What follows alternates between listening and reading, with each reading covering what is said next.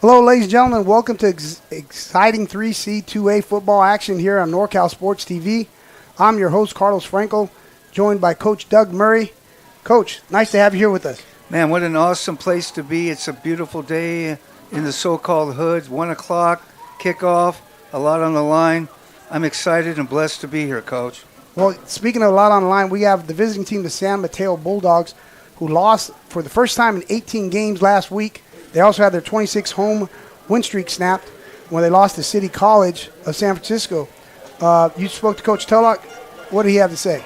Well, they're not going to try to forget the game. They're just going to use that game to prepare for today. Obviously, I think it was a shock to him as well as everybody else. Not so much the loss or win, but the way the game was played out. We're going to sign out here and go to the national anthem.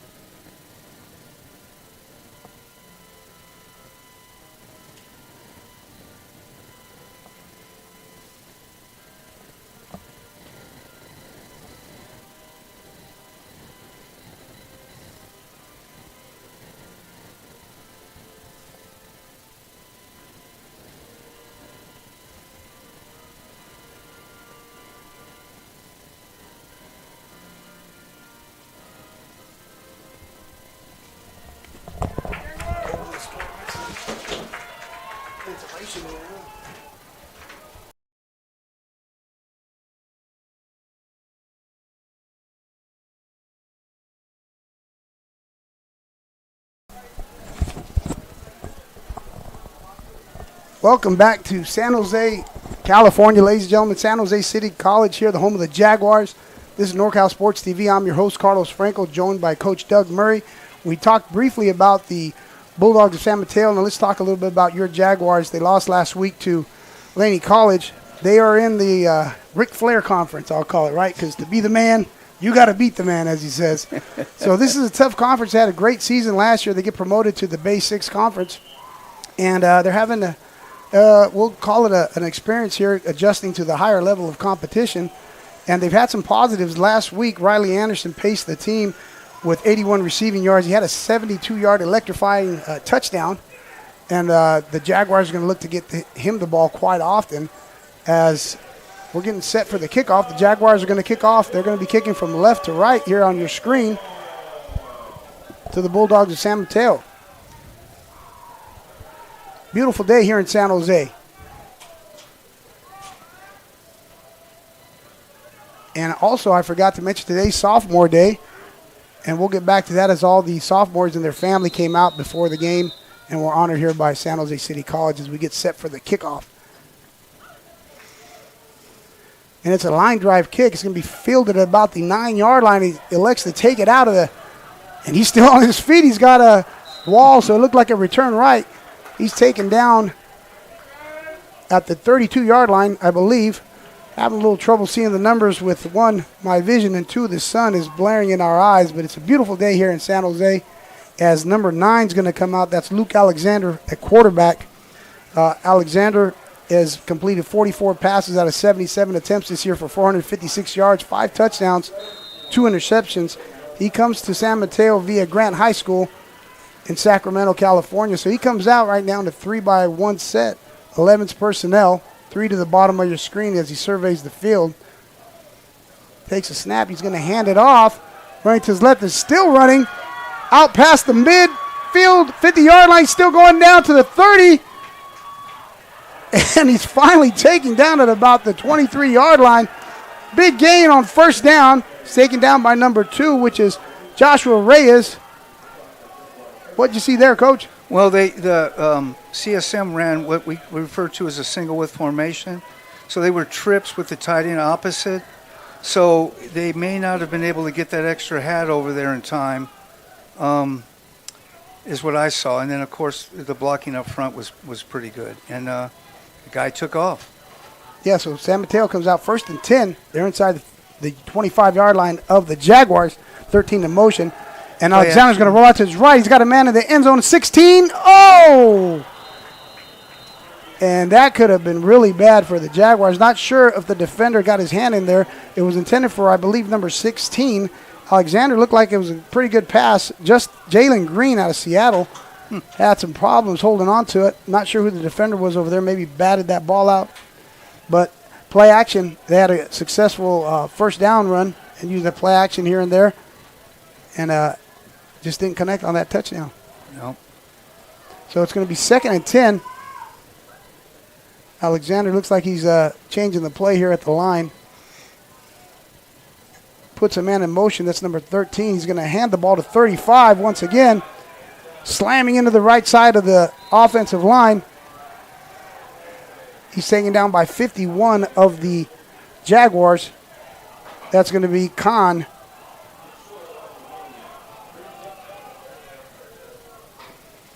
Yeah, so on that play, they had to wing to that side. So they were able to add a hat and a gap, and I think that gave them the space to run through that seam, and here we are. So 3rd and 1 here. They could take a shot in the end zone, or they could just get that first down if that's what it's on their mind. They come out in a tight formation. Yeah. 3 running backs in the backfield, and they're just going to slam into that center of the offensive line. So what San Mateo and most teams do is they script plays so they can see what kind of alignments the defense will be in based on formation and personnel. And now they will do a situation from time to time where, the situation will dictate the call, not the script. But it looks like the OC at San Mateo is really trying to find out what San Jose is going to line up to based on formation. Well, something's going on there with the call. So we have offsides versus the Jaguars. That hurts down here. Yeah, because automatically now they got that first down. Now it's going to be 1st and goal. So they drop the lollipops up top of your screen. It's 1st and goal. They're inside, obviously, the 10-yard line. Ball looks like it's about at the 8. See, now they're going pistol. They've gone quarterback under, quarterback pistol. So they are. So Alexander's going to hand that ball off once again to his running back. That's nice number job. 35. Nice tackle. So number 35 is John Stowers. He's a local guy here out of San Jose, Overfelt High School. So Stowers goes out. 2nd and goal. Nice tackle by the Jaguars there. Absolutely. And down here, the advantage the defense have is that there's not a lot of space. But on the other hand, they're close enough to the goal line. So they played downhill on that and made a great play. Alexander comes out, puts a man in motion. He's going to hand it to the motion man. And he's still on his feet. I think he might have got in there. No official call. No, he's going to be short. That was the jet sweep to number 13. Yeah. He came over. He motioned from the top of your screen towards the bottom. That's Jalen Arnold, Castro Valley, California here. He's pushed out of bounds by the defensive back. I believe that's number 10, Amari Winston of the Jaguars. So it's going to be 3rd and goal here. Another nice play by the defense. Kept it flat and kept him from going downhill. They're going to have to do it at least one more time here. Yeah, they come out in that full house backfield, 3 running backs. They're going to hand the – no, it's play action. Man's open in the flats. Yeah. That's going to be a touchdown to number 11. That is Corey Laupepe, who comes to us from New Zealand, Coach. Hey, get international flavor. Awesome. Yeah, he had Good for him. Yeah, he had a touchdown last week. He probably was a rugby player, and now he's adjusted to American football. Nice play there on the play action. It's tough down there. You lose your eyes for 1 second, and it's done. Well, here we go with the extra point attempt by number 36 as he lines up to kick this PAT attempt. That's Kelly. And the kick is up. And it's good. So we are 12 minutes into the first quarter. It's going to be 7-0 San Mateo. You're watching NorCal Sports TV.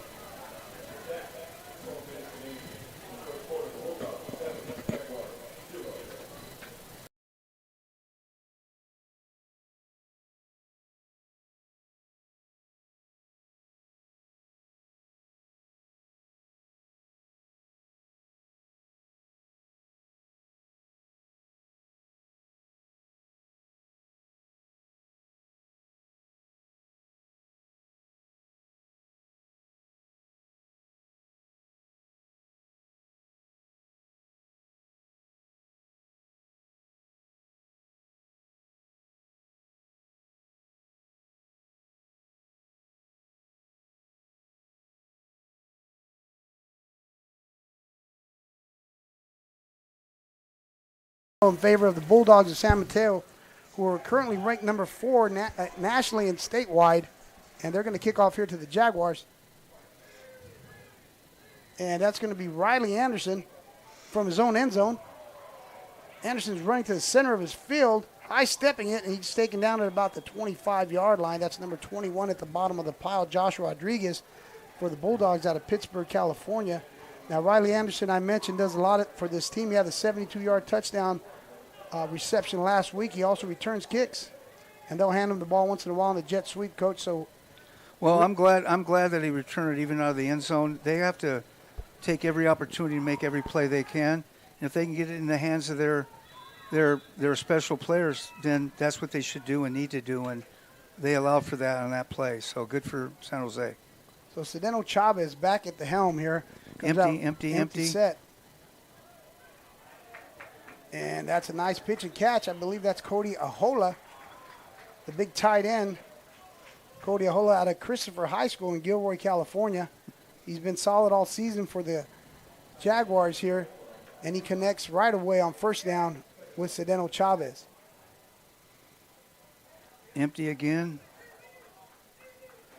So Chavez just flipping the formation to the other side. So you got 3 receivers at the bottom of your screen. He's going to keep it himself. Like the call. He's got some room to run. It's going to be a foot race. Number 5 in pursuit of Chavez. Sedeno Chavez is home. To the house. Touchdown, Jaguars.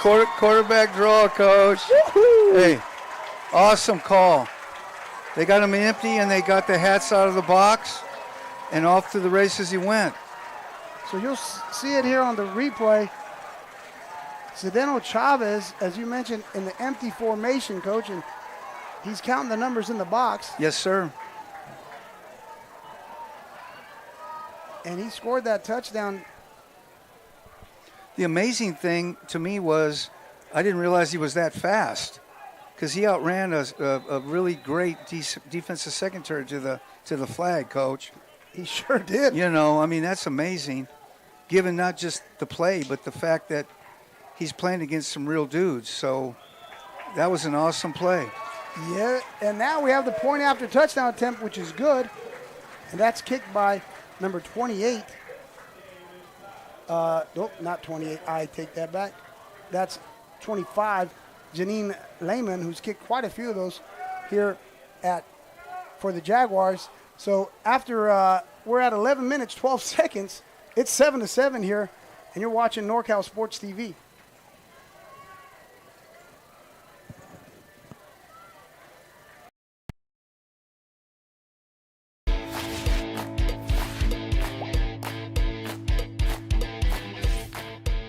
It's never too late to find your spot at San Jose City College. And for adult education programs, it's free. Get access to upskill opportunities with online and in-person schedules to fit your needs. I got my spot and increased my language skills. Find your spot and start. All right, so we're back here live, ladies and gentlemen. Tie score. And kicking off to number 5, I believe, who fielded his 15-yard line, running towards his own sideline. Taken down by the Jaguars. Let's see who that is there coming over here on sophomore night. That's number 80 of the Jaguars with a nice open field tackle. That's Kai Wilson at a place called De La Salle High School. You ever heard of them guys? Yeah, from time I've coached against them too, or they've coached against me. So yeah, I'm familiar with that program. Yeah, Coach Murray, longtime Bay Area coach here at all levels. And happy that he's here with us here at NorCal Sports TV as there's a change at quarterback for the Bulldogs. I believe. No, it's still number 9. I apologize. As he throws the ball, attempting for number 13. That pass falls incomplete. Jalen Arnold. Sorry about that, Mr. Alexander. I wasn't sure if that was you or not when the ball was snapped, so there was not a change at quarterback. So once again, play action or a variation of such, because they're such a running team, they're trying to get the second-level defenders for San Jose to suck up. And so we're seeing some of that game plan now right in front of us. Yeah, they got the stack formation top of your screen. Now they try to go quick screen just to see still what San Jose is going to do and try to complete a pass. Yeah, and Lonnie Angolea Jr., number 43, put up his arms there. He's a real tall guy and wasn't going to allow that pass to be complete. So it's going to be 3rd and 10 here for the Bulldogs. San Jose City's defense is really twitchy. They got some quick second and third level defenders here, and they're proving that out right now. So 3rd and 10 as Alexander's looking to his right, looking to throw that way, has a man underneath, but he's going to go deep. And wow, what a catch by number 13 of the Bulldogs. That's Jalen Arnold. That was impressive, Coach. Well, just as I say, the secondary, they were there. They just didn't finish the play. But what was interesting, they were formation to the sideline. They had 3 receivers to the boundary side, the short side of the field, and through to that side. So maybe they're seeing something with San Jose in terms of how they defend that side of the field and formation. Now they got the trips to the field tied into the boundary, single with formation. They're going to run it. Yeah, Looks same like play a they blitz did is coming before. from the top, and that's number 22, a new running back in, and he's going to go untouched into the end zone. Dominic Gonzalez, Fresno, California, touchdown. So basically the same play out of the same formation that got them the long run on their first series. So they're seeing something there. San Jose's not potentially covering up in the gaps. That play came a little further inside than the last play where they scored the long run. And here we go for the PAT, Coach. Yeah, here we go. Same guy in. So that's going to be number 35, I believe, who as they're figuring this out here with 36, Dieter Kelly. He's from Irvine, California here. And he's going to put this up, and it's good. So we have a lot of touchdowns already with 10 minutes, 20 seconds remaining. It's going to be 14-7 Bulldogs. You're watching NorCal Sports TV.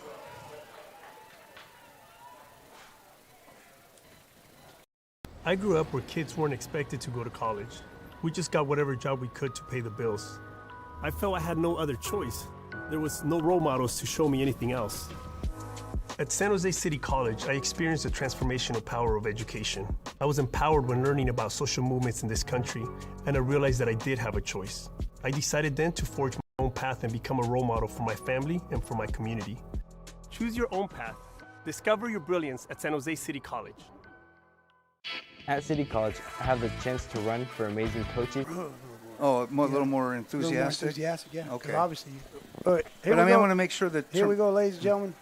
We're back live here at San Jose City College, where the Bulldogs of San Mateo, ranked number 4, are taking on your home team, the Jaguars, here on sophomore night. And it's 14-7 San Mateo. As this is an interesting game already, the kickoff, it looks like it's going to be Anderson once again. So Riley Anderson out of Wisconsin takes this right to the center of the field, and he's still on his feet. He's tripped up, taken down by number 38, was at the bottom of that pile. That's going to be Saleh out of San Jose Wilcox. Now, I've already said a couple guys on San Mateo's side are from San Jose. So this is a big game, not only because it's sophomore night, but these are big games for recruits, because recruits will come check out the game and say, hey, you know what, maybe I'm not going to go across the bridge. I'm going to stay home and I'm going to play here for the Jaguars instead of going over there. That's right. And they have some. They got some twitchy players. I keep repeating that. They're not far off, and they're right in this game for sure. So anything can happen. So Sedeno Chavez once again in the empty formation. My gosh. The ball got on the ground. It looked like the ball came loose, but he had the quarterback keep. Now, if you're just tuning in, he ran, had a long touchdown run earlier out of the same formation and showed his wheels. I mean, we were both up here. He's going to outrun this great San Mateo defense that has some real dudes on it. And Sedeno Chavez showing his speed, and it was a touchdown. That's been the touchdown for the Jaguars as they trail 14-7 right now. And we mentioned the importance of this game as far as for recruits, and also just for the sophomores who are playing their last home game here this afternoon for the Jaguars. Absolutely, man. There's a lot on it. So Chavez has 3 receivers at the bottom of his screen, puts a man in motion. That's Anderson, and he's going to hand the ball off to Joy Fussell Jr. We got some laundry on the field, and there's a whole pack of Bulldogs with number 90. I believe that's number 98 at the bottom of the pile, and that is Mr. Charleston Waugh out of Mountain View, California here. We'll see what the call is. So what I like what San Jose City's OC is doing is he hasn't had a chance to really schematically figure out how San Mateo lines up, so he's still doing some stuff on offense to gauge any adjustments or different alignments that the defense is going to do. So good for him, because that one play that was long prevented a bunch of plays that they could gauge and assess. So good for him. Obviously the penalty always hurts, especially in a game like this. Yeah, part of the issues that, or I'll say obstacles, I should say, that the Jaguars have encountered this year is time of possession. Sometimes they're 3 and out, so then you get a penalty like this, it really makes it tough on you to stay ahead of the chains, obviously. That's right. So it's going to be 2nd and long, and Chavez looking to the top of the screen. He's looking for Riley Anderson, and they're competing over there. That's number 4 in coverage for the Bulldogs, R.J. Witten. That pass falls incomplete. So now it's 3rd and long. Kind of a hard call to make here if you're the offensive coordinator for the Jaguars, because it's 3rd and about 20. Yeah, there's really no call in your playbook, but one thing they did try was to go vertical, see if they could get it, and also see how they're covering those long passes. So now they're going to have a better idea on 3rd and long what they're going to do. So, obviously, San Mateo's in a one-high man look right here. So Coach Duran calls his play. Incidental Chavez, they run a mesh concept underneath. He's looking for number 5. Falls incomplete. Number 5 is Austin Price, who's had a solid season so far here for the Jaguars, who it's 4th down. They're going to elect to punt. Yeah. A very dangerous return man goes back deep for the Bulldogs. That's number 15, Watson, out of Sacramento, California. This is always a good time for the punt receiving team, block team, to potentially block one down here. And Conrad in the no, punt. they're setting up for a return. That ball is bobbled. Great coverage. Great coverage by special teams of Coach Winkler, who is also just the head coach. He's a special teams coach as well. Yep. And you got number 11 down there along with number 21. So 11 is going to be Rosas along with 21. That's Lorenzo. And the Jaguars with a nice punt, but it gives the Bulldogs pretty good field position just short of the 45-yard line. We'll call it, they're going to have first down at their 44-yard line, and they're leading right now 14-7. They couldn't quite get the field flip, but when you mention Coach Winkler, you know one thing, his team is going to be technically sound and well coached, and you're seeing that right now. So here we go. So 2 receivers to either side. You wouldn't know it because they're so bunched up. But Alexander puts the guy in motion. He's going to hand it to number 3 in the jet sweep. And Reyes turned the ball back inside. Did number 2, Joshua Reyes, and then helped out on the tackle. So there's another example of trying to set the edge, and the guy was able to outflank it. They did have a secondary force guy out there that kept it from being a big play. So good for San Jose. Again, you want to set the edge and keep them from getting their shoulders turned up, but on that play he was able to turn it up. Yeah, Joshua Reyes has been solid all year for the defense here. The defense corner is Raymond Cook, as we have an injured player down on the field. Hoping he's okay there. And he's getting up, and that is really, really good. Yeah, need everybody you can get, Coach, and you want everybody available for the whole game, because this is a one-play game right now. Anything can happen, obviously, stating the obvious, but San Jose's in it. Coach, anything could happen, because yesterday was Halloween, and today is, hey, Feliz Dia de los Muertos for the people who celebrate. Not only that, you and I are doing the telecast, so anything can happen. Shoot, you kidding me? Yeah. It's great up here in the booth. Sun's rising. Coaches are coaching. Camera guys are doing all their stuff. We just need hot dogs and sodas, Coach, and we're game. It's going to happen pretty soon. Here we go. So trips to the 2nd field. and 3. Trips to the top of your screen. Brings him in motion. 14. He's still in the box, we'll say, so he's going to go in and out. Boot again. Alexander comes out rolling to his right. Whoa! Man. Big hit by number 22 of the Jaguars, as the pass was intended for number 3 and 22, Luther Glenn, Santa Clara Wilcox High School, making his presence felt here with a big hit. Pass falls incomplete. 3rd and 3 for Coach Tulloch and his crew over there. Well, San Mateo's all that in a bag of chips, but San Jose City didn't get the memo that they should not be able to play with them. They're playing with them play by play. It's beautiful. So it's a great 33. game. Watch for that rollout again. And he's going to keep it on the ground. Hands the ball number 22 Boom. out of Fresno, who had a touchdown earlier. He's hit hard by the safety of the Jaguars that came up. That's that same guy again, number 22, Luther Glenn, who I mentioned had the big hit on the prior play. But they do pick up the first down. Does number 22 Gonzalez running behind his offensive line. It's a very formidable offensive line. A guy, Miller, Alejo, Turner, Yarrow, Finanganfo, Onofo, along with Lau Pepe, tight end, who has a touchdown already today. 1st and 10, Bulldogs. They're going to keep it on the ground. Running to his left. Boom. Another big hit. I mean, we could hear the helmets cracking over here. And I want to point out, I'm not sure if you could see him on the replay, is that guy again, number 11, Lau Pepe, who took number 6 of the Jaguars back to the 30-yard line and just dropped him. Tell you what, though, that's what San Jose City needs to do, force him to work to get downfield. The O-line is good, and the Brett Pollock, the O-line coach, good friend of mine, but he does an amazing job coaching. So you can see the results of that right now. Yeah, so 2nd and short, look for a shot downfield, possibly on a play action. Good down to do it. Good call, Coach. Yeah, good call. And there it is. And the ball is up, and whoa! Is that a catch? That is a Sports Center highlight catch. If my it gosh. is, my goodness. The coverage is right there. It's just they're making plays. Yeah, definitely there's coverage.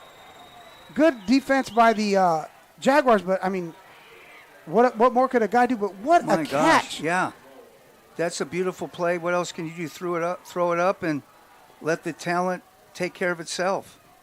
And good coverage. I mean, it's somebody made a play, Coach. Eventually make a play, which is interesting because they weren't able to get those plays last week, and now they are. And now San Jose City's got to return the favor here on their next possession, which they're more than capable of doing. Well, they got the 3 running backs, and they handed it up to the up back, who jumps over the pile. I'm not sure if he met it in. I can't see. There is an official signal, and it's going to be a touchdown. Number 43, Bruce Uperesa, San Francisco product. Touchdown. A lot of local talent in this game, Coach. Yeah, it's great to see. It's community college football. Yes. And it's nice, and we mentioned that as far as that these games are there's so much more in play than just the wins and the loss, because you're building your program, you're building the future of your program, and you invite the high school local guys to come out and watch. Right. And a lot of guys here would love to be Jaguars. We got offsides against the Jaguars. It's going to be declined. I mean, the facilities here, Coach. Did you see the weight room and everything? Oh, no, it's here? beautiful. The gym? Here's the thing. You just got to keep grinding on the recruiting and be competitive like they are right now. And Coach Winkler knows what he's doing and his staff. So, there's a real opportunity for San Jose to be back to the old days when they were national champs in the 80s, Coach. Yeah. Which Coach Gay and those guys. San Jose has a long history of great football, and I think Coach Winkler, after last year, can bring it back. Yeah, and right now, Dieter Kelly's kick goes up, and it's good. So it's going to be 21-7 in favor of the Bulldogs right now. It's the Good Guys 35th Fuel Curve Autumn Get-Together. Over 2,500 American-made and powered show cars and trucks. A huge swap meet, Fender Midway Family Fun Zone, live music, and more. November 8th and 9th at the Alameda County Fairgrounds. Details at good-guys.com. It's the Good Guys 35th Fuel Curve Autumn Get-Together. Over 2,500 American-made and powered show cars and trucks. A huge swap meet, Fender Midway Family Fun Zone, live music, and more. November 8th and 9th at the Alameda County Fairgrounds. Details at good-guys.com. It's the Good Guys 35th Fuel Curve Autumn Get-Together. Over 2,500 American-made and powered show cars and trucks. A huge swap meet, Fender Midway Family Fun Zone, live music, and more. November 8th and 9th at the... And welcome back, ladies and gentlemen, here 3C, 2A football action, NorCal Sports TV. And there's a kickoff, San Mateo College versus San Jose City, and that's Riley Anderson. He's going to take it out of his own end zone. And he's hit hard by number 16. Still on his feet is Riley Anderson. And that pile is getting pushed all the way up to about the 24-yard line. Is Riley Anderson bouncing off would-be tacklers. Nice return by number 1. Well, you don't want a lot of kickoff returns because that means you gave up something, but he's only a foot or two away from breaking a big one. Right, and he's the guy that could do it. As I mentioned at the beginning of the broadcast, he had that 72-yard touchdown last week versus Laney, so he could definitely. He can go, right, Coach? Yes. So we got 21-7. This is NorCal Sports TV. I'm your host, Carlos Franco, joined by Doug Murray.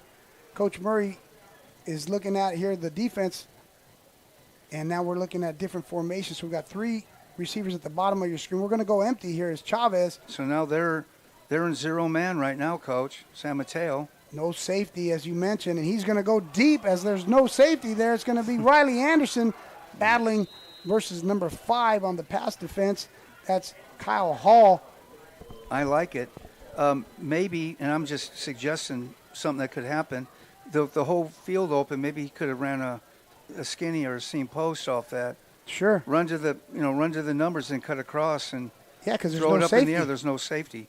Sometimes you don't see it in time, but or maybe the matchup isn't good. But if the middle's open, maybe you can hit that. Now 23, Fussell comes in. Fussell's the leading rusher here for the Jaguars. He's out of Spring, Texas, and he's going to make his presence here, taking a handoff. He's hit by number 37, along with a host of Bulldogs. That number 33 at the bottom of that pile. And that guy is incredible, is number 33. His name is Vinny Wolfgram, and he is 27 total tackles, a sack, 3 tackles for loss on the season. Number 33, along with his teammates, they're game wreckers as it's 3rd and 6 right now. And 3rd and 6 for the Jaguars. 3 receivers at the top of your screen. Cody Ahola going up there.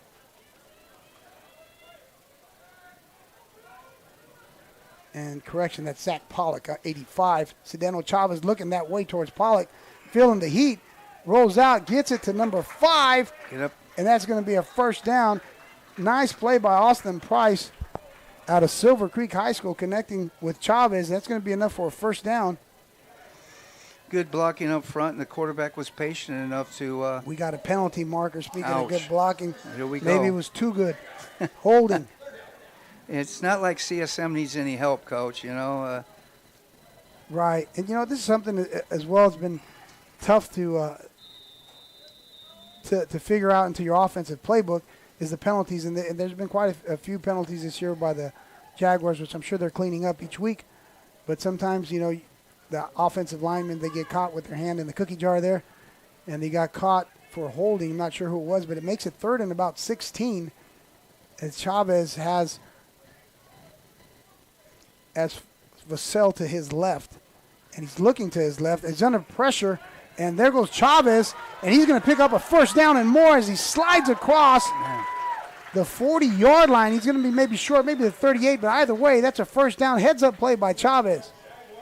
So what happened there was San Mateo brought some pressure, hoping to get the ball out quick, tackle it, and have them punt, but quarterback saw backs to his eyes and took off. Now, what do you mean by backs to his eyes? You saw the back of the numbers of the defenders. Defense, right. Yeah, so that means, hey, I'm out of here, man. I'm running. And he's had success already. So he picks up the first down, so it's going to be 1st and 10 for the Jaguars. And they're going to hand that ball to Fussell. Slams into the offensive line, and that's number 1 at the bottom there, Nate Abbott.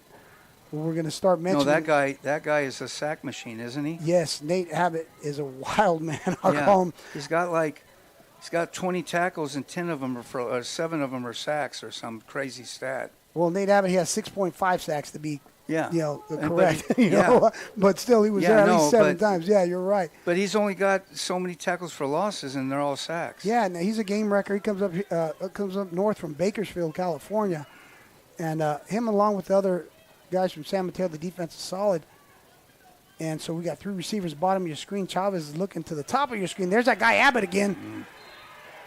Now, Abbott did not make the sack, but he flushed him out, and it looks like Jojo Latu comes in out of Sarah High School. He finished it up, but we're talking about Abbott and guys on that defensive line. You don't have to make the sack, but you get back there, you disrupt the quarterback. You can create it. Yes, definitely. So on that one, he set the contain edge, and then quarterback steps up, and inside guys are at the feet of the quarterback, and no chance. So it's 3rd and 15 for the Jaguars, who've had their moments here on offense.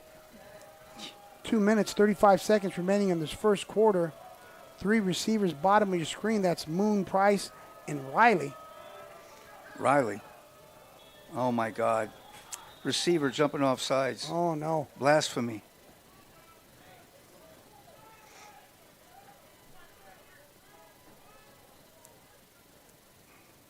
So we'll wait for the official call, even though we know what it is. Yeah, it's against the receiver. You know, self-inflicted wounds. Tough to heal those. Yeah. 3rd and 15, maybe more. We'll say 3rd and about 18. But the middle of the field's open, Coach. It sure is. There's no safety is there. They might they're run going that zero close. man, and they're And here we go. and they're now what San Mateo's doing, instead of going single high, they're bringing the guy down to mirror the quarterback. So if he runs the draw or any other play, they got a hat on him now, which is good for San Jose City because now they know what they're going to do a lot, and they've forced him to adjust. Correct. And that open up the middle of the field if they could connect on that skinny Correct. post or something. As number 20, Conrad, comes out to punt.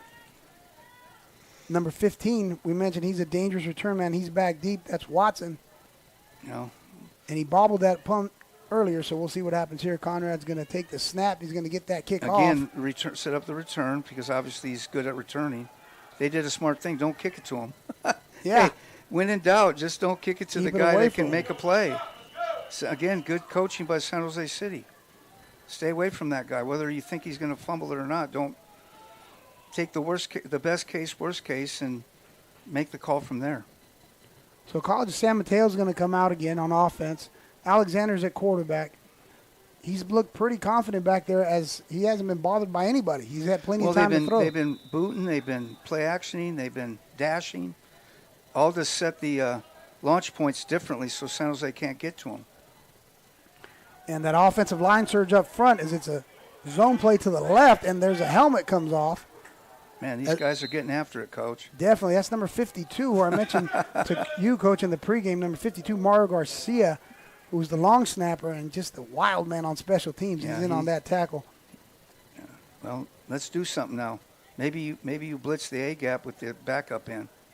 So you Depending on got, the scenario, but try to find a opportunity to make a play against maybe a lesser personnel guy. 2nd and 7 for the Bulldogs. Alexander's going to keep it on the ground, hands the ball to number 22. And number 22 is on his feet. Well, once again, what the OC from San Mateo did is they flipped the trips nub, so to speak, single width, and ran the same play going the other way. Well, 22 Gonzalez, the ball carrier, and it helps when Tyrell Miller's out front knocking people over like they are bowling pins. My goodness, he knocked down a defender of the Jaguars when he pulled from his left to the right. Nice play by number 63, Miller. San Jose's going to have to adjust to that formation They're because just they've been so, gashed on 3 plays and that look. Yeah, and that offensive line is just so physical up front that they're pushing guys back. So here we go, 1st and 10. And Alexander's going to go play action. He's got a man. Oh, what a play. Is that an interception? It is. Yeah. That's a high point play by the Wow. Nice job. safety of the Jaguars. I'm still trying to get that number right now. It's 22. Luther Glenn, who had 2 big hits early on, he went up and got that ball, Coach. Luther Glenn. Oh, my God. He wanted it. He took it. And the technique, Coach. High, jumping high, getting the thumbs together. Hey, Luther Glenn has had 2 big hits from his safety position, now has a big INT right now to get the ball back into the hands of Chavez in the offense. It's rare to find a single high safety that can play deep and also run the alley, and that kid can do it. And he proved it right there. Now they got to at least flip the field, Coach. They got to get the ball back to the other side of the field just so they can make it hard on CSM. Chavez is rolling out. He's going to keep it and take off, and he slides for a positive gain, does Sedeno Chavez, who's having some success on the ground today. Those are backbreakers for the defense because you got things covered, and then he just takes off running like he's Lamar Jackson. Yeah. And you can't always account for him. No, they're going to have to start accounting for him. As you mentioned, they made that adjustment where they took the safety down. And, man, now they have to do it when they're in zone. That's the hard part, finding the hat in zone to hat up the quarterback, because now you need a guy that is athletically able to tackle that guy in open space. Well, they're going to have time to talk about it, Coach. As we enter the first quarter here, 21-7, San Mateo College. You're watching NorCal Sports TV.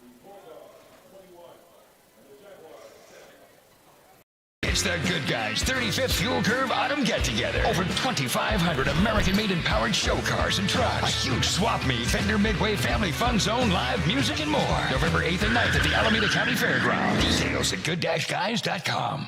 It's the Good Guys 35th Fuel Curve Autumn Get-Together. Over 2,500 American-made and powered show cars and trucks. A huge swap meet, Fender Midway Family Fun Zone, live music, and more. November 8th and 9th at the Alameda County Fairgrounds. Details at good-guys.com. It's the Good Guys 35th Fuel Curve Autumn Get-Together. Over 2,500 American-made and powered show cars and trucks. A huge swap meet, Fender Midway Family Fun Zone, live music, and more. November 8th and 9th at the Alameda County Fairgrounds. Details at good-guys.com. It's the Good Guys 35th Fuel Curve Autumn Get-Together. Over 2,500 American-made and powered show cars and trucks. A huge swap meet, Fender Midway Family Fun Zone, live music, and more. November 8th and 9th at the Alameda County Fairgrounds. Details at good-guys.com. It's the Good Guys 35th. Welcome back to San Jose, California, NorCal Sports TV. I'm your host, Carlos Franco, joined by Doug Murray. Coach Murray, we're looking at Chavez once again running the ball. You called that before the break as Sedeno Chavez. They put Facel in motion, and Chavez just kept it and took off for a positive So now gain. what San Jose's doing, which is smart, is they're moving the offense around and still running the quarterback. Because now you can't adjust to every little thing and still get ahead on the quarterback depending on motion and some other things. So very, very wise on the OC from San Jose City's part. Now it looks like they're an empty gun. Once again, correct. So now here we go. Now they're in man free.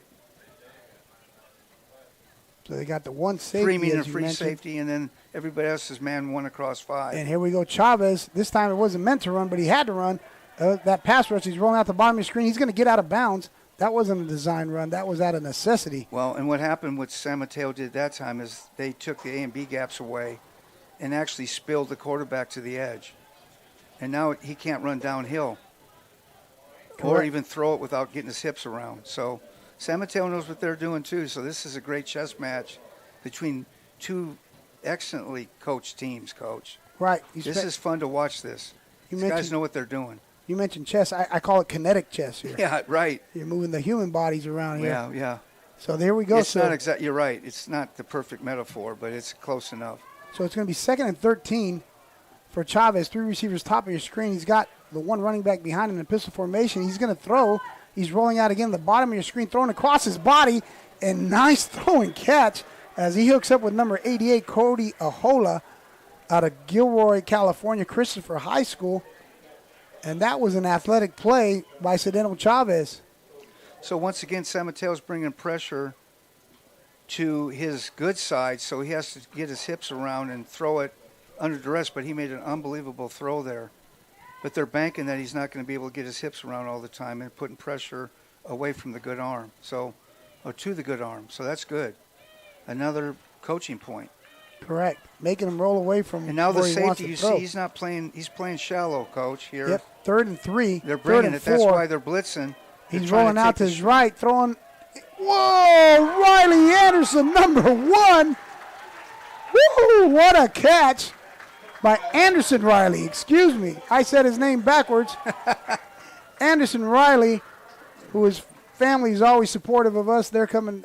They comment on the broadcast. He's from the great state of Wisconsin. And what a nice play. Well, we'll get his name right or wrong. Everybody knows who that kid is, Coach. Kid's a baller. Yeah, he definitely is. And we're seeing all of that right now. So it's going to be 1st and 10, just past midfield. The ball's on the 48-yard line. Chavez is going to keep it on his ground. Whoa, tackle in the backfield. Number 6 of the Bulldogs, that's Dunkley, Richmond, California, Deanza. Excuse me, no, I'm sorry. That's Jojo Latu. I apologize, Mr. Jojo, as the Bulldogs have repetitive numbers. So that's Jojo Latu, San Mateo at Sarah High School. Tackle for loss. It's going to be loss of about 6, so we'll call it 2nd and 16. Good call by the San Mateo team, getting a run-through linebacker, whether by call or design. So, nice job. That defensive front, that front 7 of the Bulldogs, just relentless. And they got the corners playing up close as man. So Chavez, he's going to get sacked. They brought 6, Coach. Yeah, so it's number 6 who was involved in that one as well. That's the same guy, Jojo Latu, along with number 57, who's pretty excited there. That's Kyrie Jett. So now they're trying to out-hat him, and they did 6-on-5 with a little help, but that's the result when you don't have enough numbers. Yeah, they got more guys that you could block. Right. And even if it's even, sometimes it's not even because those guys, some of them count for 2. One guy can make the difference, and we know that. So it looks like they're in the same look, San Mateo's defense, but we're not sure. The corners are up close. See, they're in a 30 look, and now they went to a 40. Now they got guys walked up. It's 3rd and 25. And they're bringing it. Oof! As Zdeno Chavez escapes that one. Look at this kid. Chavez. Look at this kid. Nice play by Chavez, who escaped a for sure sack and big hit. He gets it back to close to the original line of scrimmage. Chavez is playing out of his mind. Yeah, Coach. Today he is. I mean, we've seen him quite a bit this year covering the games. He's never ran the ball like that. He's more of a drop back passer. But today he's got his running shoes on, as it's going to be 4th and about 12, and Conrad comes out to punt. See if they keep it away by the dangerous guy again, Watson, number 15, who's back deep. Well, once again, that run helped because they get to flip the field. So hopefully their defense starts at the 20 or inside versus at the 35 or 40. So that one play, even though it didn't get them a first down, really helps the San Jose defense and forces San Mateo to go maybe 80 or 90, unless you got this kid. Number 15, we talked about how dangerous he is.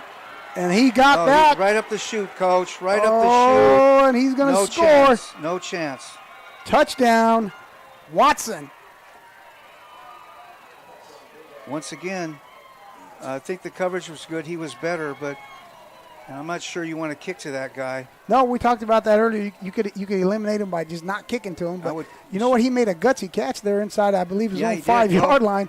San Mateo's going to let him give him every chance he can to make a play, and you just saw it. And a long punt, Coach, you know how that works when you cover it. You out-kick your coverage.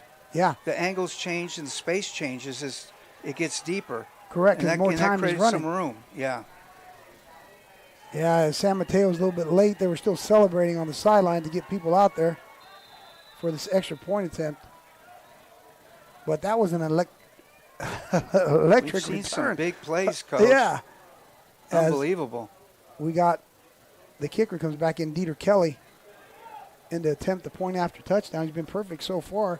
So now he's going to be 4 for 4 on his point after touchdown attempts. That's going to make it 28-7 in favor of the 4th-ranked team in the state, the Bulldogs out of San Mateo. I grew up where kids weren't expected to go to college. We just got whatever job we could to pay the bills. I felt I had no other choice. There was no role models to show me anything else. At San Jose City College, I experienced the transformational power of education.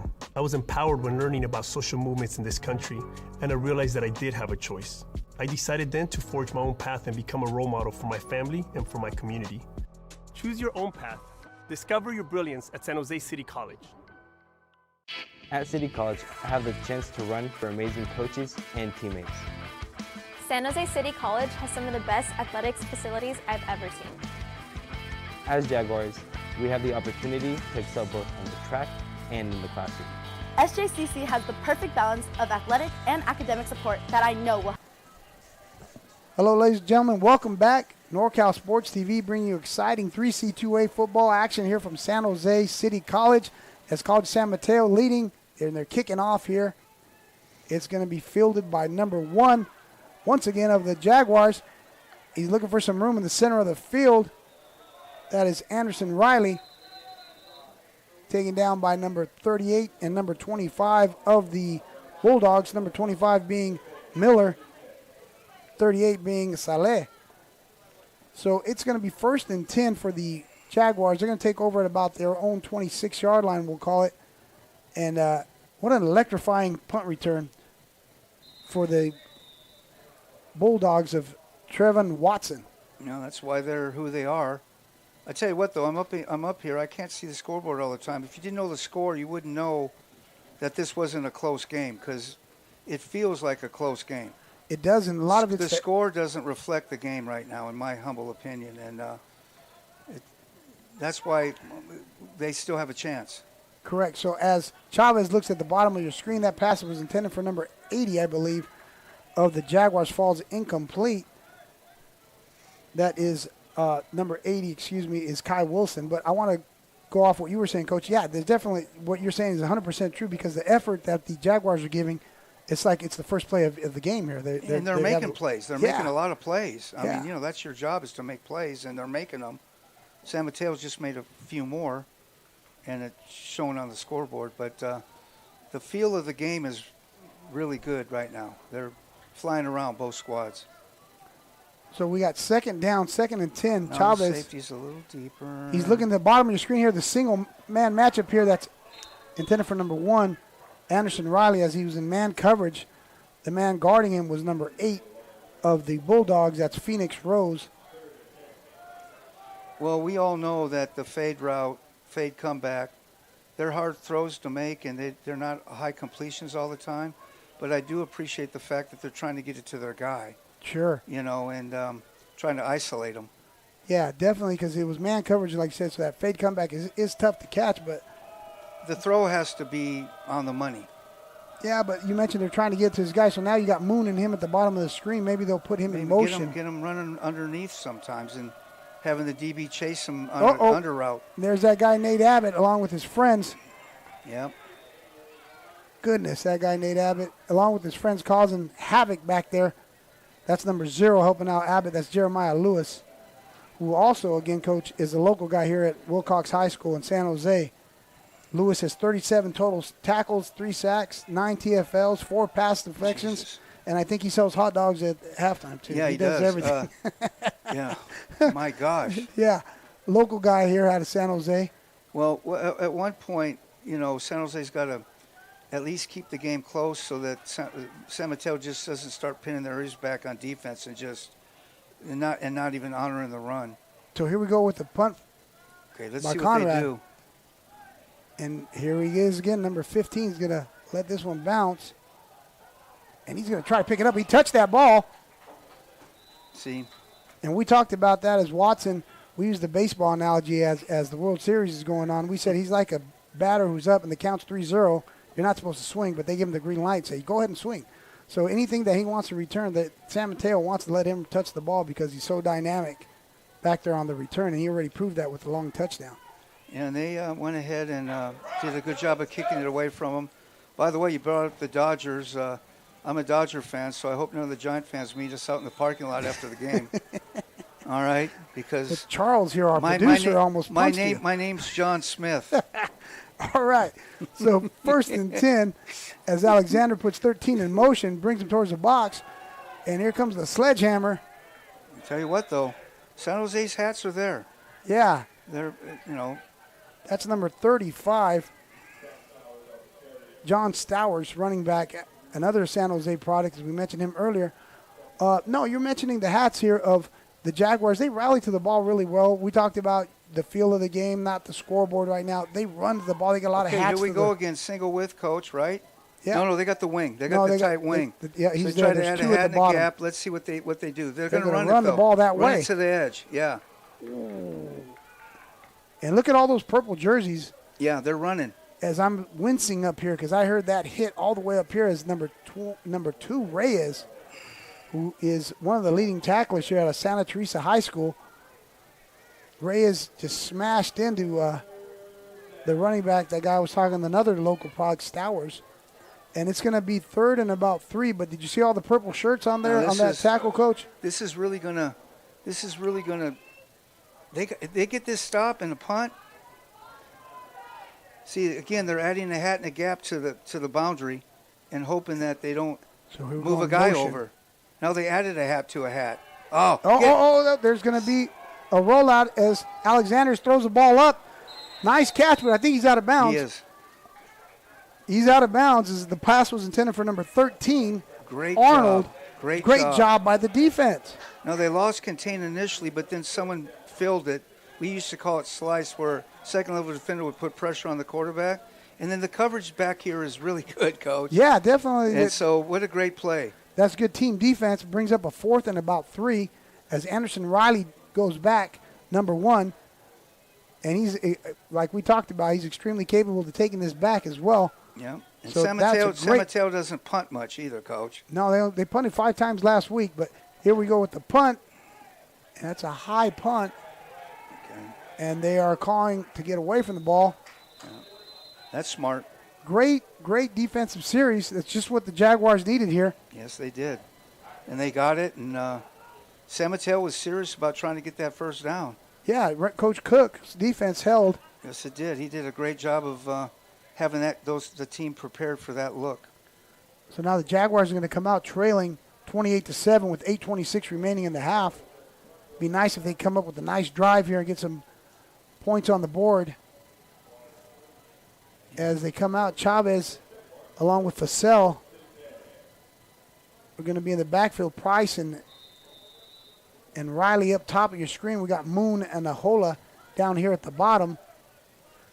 That offensive line of Kersher, Lathan, Ahumada, Russell, and Singh. Again, I think they're going to man with pressure. Oh, here we go. They're trying to get number the edge. 1. He doesn't get to the edge as Riley's tackled by number 6. That is going to be Jojo Latu along with number 11, and that's Danny Niu out of San Mateo, out of Sarah. Sarah High School. Yeah. Pat Walsh turf. You know, everybody talks about other alumni there and forget Lynn Swan went to school there too. He did before your NFL guy. Hall of Famer. Barry Bonds went there too. Yeah. Just to name a giant, to be nice to everybody. I am not with him, everyone. Here we go. So it's empty formation. Ball's thrown intended to number 80. They got to have that, Coach. They got to have that. That's how they can keep the chains rattling, because now they don't want a bunch of second and third and longs. No, Kai Wilson, pass was intended to him, and as you mentioned, those catches, they got those passes. The completions need to be made to just keep the chains. And to keep San Mateo off your back so they're just not pinning their ears back on third and long. And that's what they're going to do now. Dang right. And you can see them all walking up. It's just like chum in the water for some you're sharks. Not sure which way they're coming, but they're coming, Coach. Here they go. And there is Sedeno Chavez scrambling, rolling out to his right. There is a penalty marker. They brought 6 again. There's a penalty marker as Price was the intended receiver. We'll see if that's going to be pass interference. If so, let's see what the call before I keep talking. But you're right. It was a blitz. They're bringing the pressure. I mean, they're bringing 6 and going 0 and saying, beat us. And let's see what the white cap has to say about this one.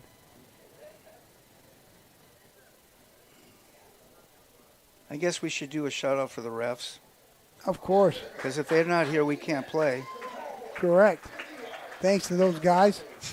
Especially right now if you're a Jaguar fan, because they got a first down. So it's going to be pass interference versus the Bulldogs. There we go. And it's 1st and 10.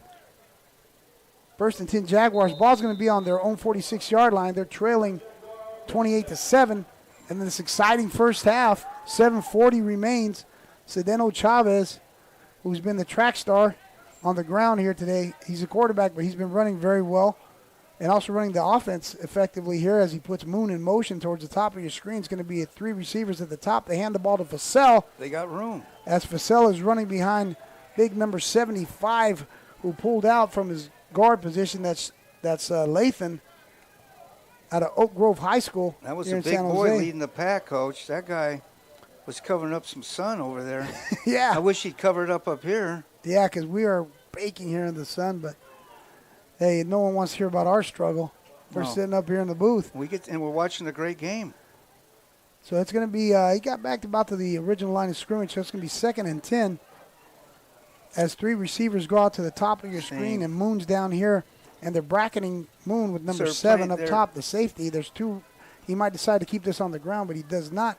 as Chavez is looking for the top of your screen. He's a little bit late on that throw. That's almost intercepted by number 4. That is going to be Tyrone Jackson out of San Francisco, California. That pass was intended for Riley, and Chavez was just a little bit late. That was almost a house call pick 6. Yeah, they played zone there. Tried to fake the look, but it looked like the too high guy had to stay high so they could roll that guy down to the playmaking position.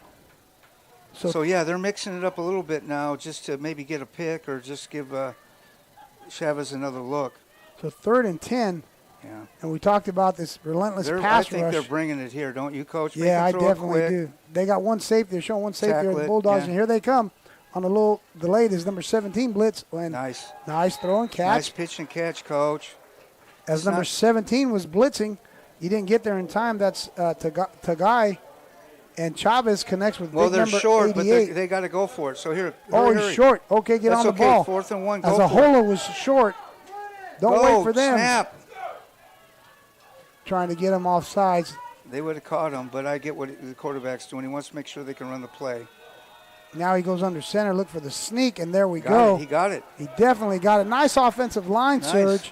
Nice. Kersher, Lathan, Ahumada, Russell, Singh, and Ahola with a nice surge. Nice wedge, and they got the first down, and they actually got San Mateo. Wait, I haven't seen an official signal come on. first That guy, down. It wasn't that much, Coach. But they still haven't let's said. see. The chains haven't moved. Oh, my God.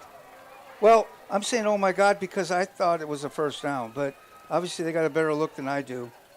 I'm going to agree with you. It was I don't know. I thought he had it, but it was a good – here's the good news. They went for it, and they're still – and they don't have ugly field position. It's not good, but it's not bad. Well, San Mateo now 6 minutes, 24 made a great seconds. play, though, if they stopped him honestly. 6:24 left.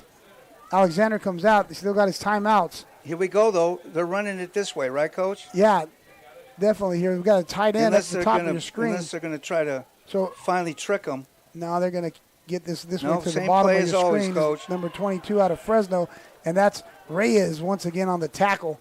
They played that play much better than they have the previous few times.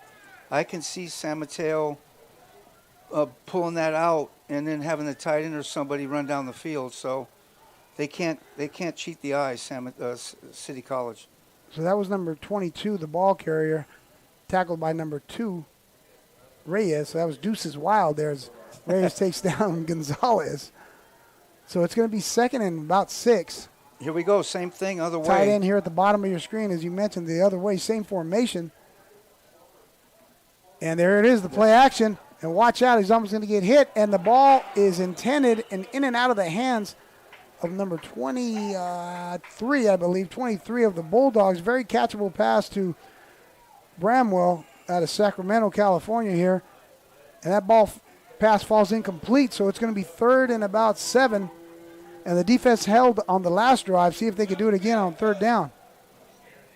They're doing a much better job these last couple series, and they felt like a play-action play was going to come out of that formation, and they defended it pretty good.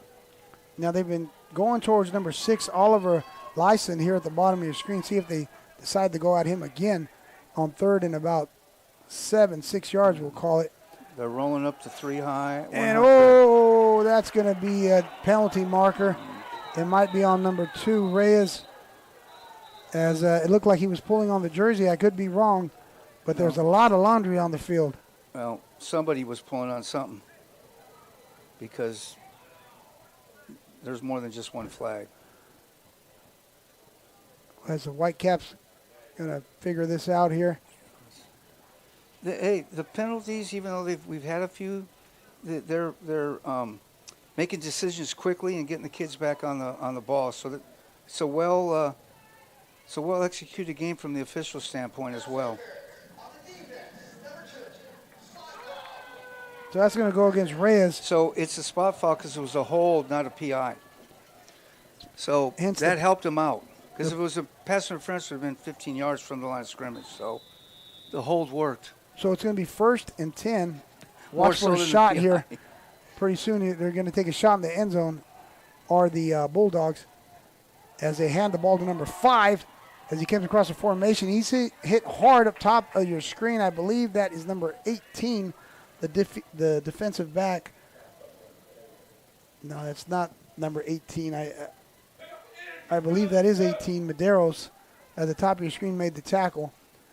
Sometimes these jersey numbers are a little bit tough to see. Yes, as they they are. have the dark purple. You got the young eyes, Coach Franco. No, I try, but you know, some of these guys are, as I mentioned, as svelte as I am, and I can't tell with the numbers. So it's going to be second and about 4. Man in motion, comes across formation, and he's going to try to set up the screen. No, he throws it to the man that came across the formation in motion. That is number 20 who came across in motion. That's Jason Alzene out of Palo Alto, who was all by himself. Reyes takes him down. That was a nice call, and it was executed very well, as you see it on the replay. He was all by himself over there on the San Mateo sideline.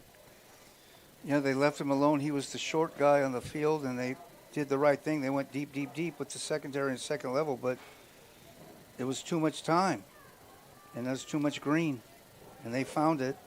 And you mentioned too much time, as Alexander has been upright this whole game. A lot of time to throw. 35 in the backfield next to Alexander as number 5 goes in motion across the formation. There's whistles are blowing the play dead. Yeah, too much time, Coach. Or at least that's what it looks like.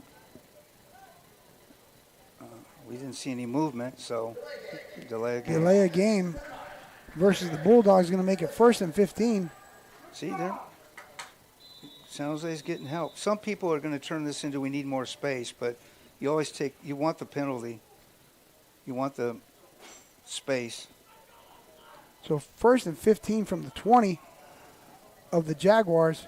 Here we go. That same formation. Same formation with the. Now they're going to run it, 11s. Coach. Tell me what you think they're going to do, Coach. They're going to hand the the ball. ball. Oh, they motioned. No, he motioned out so of now it, they're number back 5. to 2-by-1. So he's going to throw it to Same 35 idea. out of the backfield. They're And leaving nice that tackle. guy alone, Coach. Yeah, he goes out there in the flats as number 35, Stowers. And I can't tell who the corner is up there who had a nice tackle. I believe that's Walter Bear Watkins out of Centerville High School. He had a big play last home game here as well. So here we go. It's going to be 2nd and about 5 as Alexander's surveying the field. He has Stowers behind him in a pistol. 2 receivers either side in tight. So bunching up the center of the line as he hands the ball to Stowers to his left. Stowers on his feet, untouched, into the end zone. There is a penalty marker down. That penalty's thrown about the 12-yard line. It might be a hold on that edge because that was just too open. Yeah, because no one even touched Stowers. No. I mean, that offensive line has been doing it up front. Miller, Alejo, Turner, Yarrow, Finanganofo as well, but it looks like it's going to be holding. They got caught on that side. Okay. So that's 2 penalties within, maybe 30 seconds here? Yeah, you can't keep giving gifts away, Coach. Correct. So San Jose City needs to take advantage of this. 100% correct. So If let's they see can- what they do. 2nd and 15. 2 very uncharacteristic penalties by San Mateo, literally almost back-to-back. So as Alexander's surveying the field, he's going to throw the ball. He's got a man underneath. And Nice job. so they run that levels concept. As he rolled out to his right, he had 3 receivers to that one side as they rolled that way. Pass falls incomplete. Great job by the defense. It's going to be 3rd and about 15. The kid running off the field right now is the one that forced the quarterback to throw soon. The edge guy, he did a great job. Stayed home and did his job, Coach. That's number 51, Khan, out Khan of did a Kennedy heck of a High job School, right there. Fremont. Nice job. Nice job by Khan. So now it's going to be 3rd and 15. The defense has been holding. They've been playing a lot better, as you mentioned, Coach, but they've been on the field quite a bit. Just force the field goal at the very minimum, right, Coach? Yes, sir. See if they can keep in the – and here's – whoa, that ball was almost batted down. And number 10 still on his feet. And there's a penalty marker. I'm not sure who was the DN that almost batted that ball down, but the pass is complete, but there's a penalty marker as number 10 was the receiver. That's David Amos. And we'll see what the call is. Yeah, sometimes it's a hold call to the play side where either the blocker's hanging on too long or the defense is trying to get off the block and they use their hands. It looks like it's offense. There we go. To the bubble side, to that quick side. So we'll go back, Coach. We're talking about those gifts. So there's been about 6 plays, 3 penalties, all versus San Mateo. Yeah. I mean, Jaguars got to cash in on this now because now it's 3rd and 10 plus the other 10. So we're looking at 3rd and 20. Just keep it in front of you and tackle it at the very least. I'm talking about defense. Offense just needs to. So Stowers, the ball carrier, he slips and falls. Another gift for the Jaguars. As Stowers, the turf monster, got him. It's going to force a field goal attempt, and good job by the defense, assuming that this is not a fake or anything right now. Right. Well, my guess is San Mateo needs to, if they need to work on their kicking game, this is a chance to do it. Yeah, and Dieter Kelly's he's been perfect, 4 for 4 on his point after touchdown attempts, as we have an official running in here. And heck, if I'm San Jose City, just go for it. But that's the 2-minute timeout. You don't have to play totally honest now when you're down. Plus, you're not going to the playoffs. Well, here we go. So 2-minute timeout. We'll come back after these commercial breaks. You're watching NorCal Sports TV.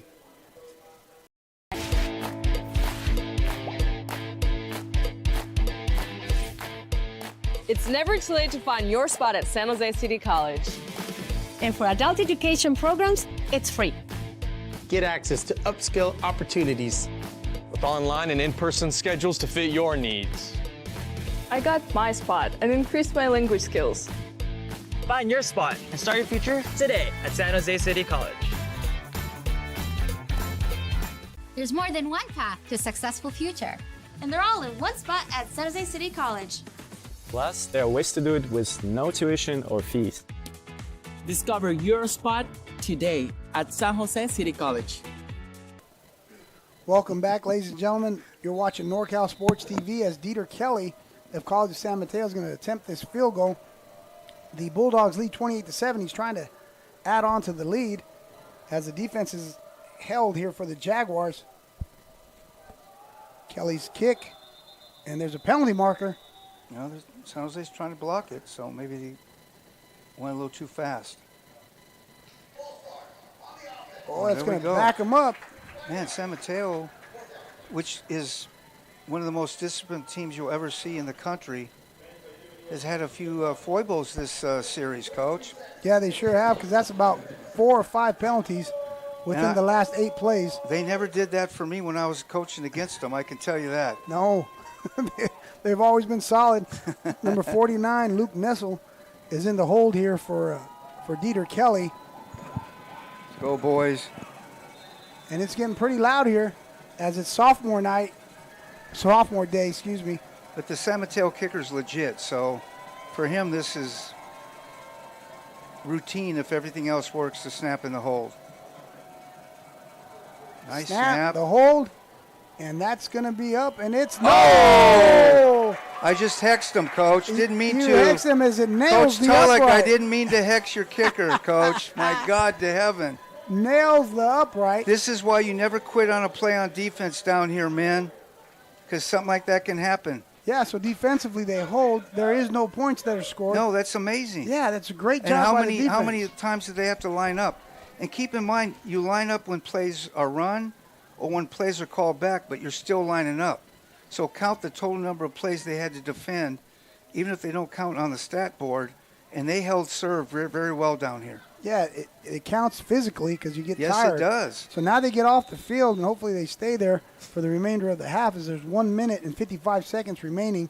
Zdeno Chavez, he's going to have to go about 73 yards for a touchdown as that ball's batted at the line of scrimmage by number 10 of the Bulldogs. That's Bo Suave, Bo Suave out of Loomis, California, Del Oro High School. So again, another example of well-techniqued and coached football from the defense. So if you can't put pressure up or if you don't, get your hands up, get in the throwing lane. Another example of why CSM is CSM.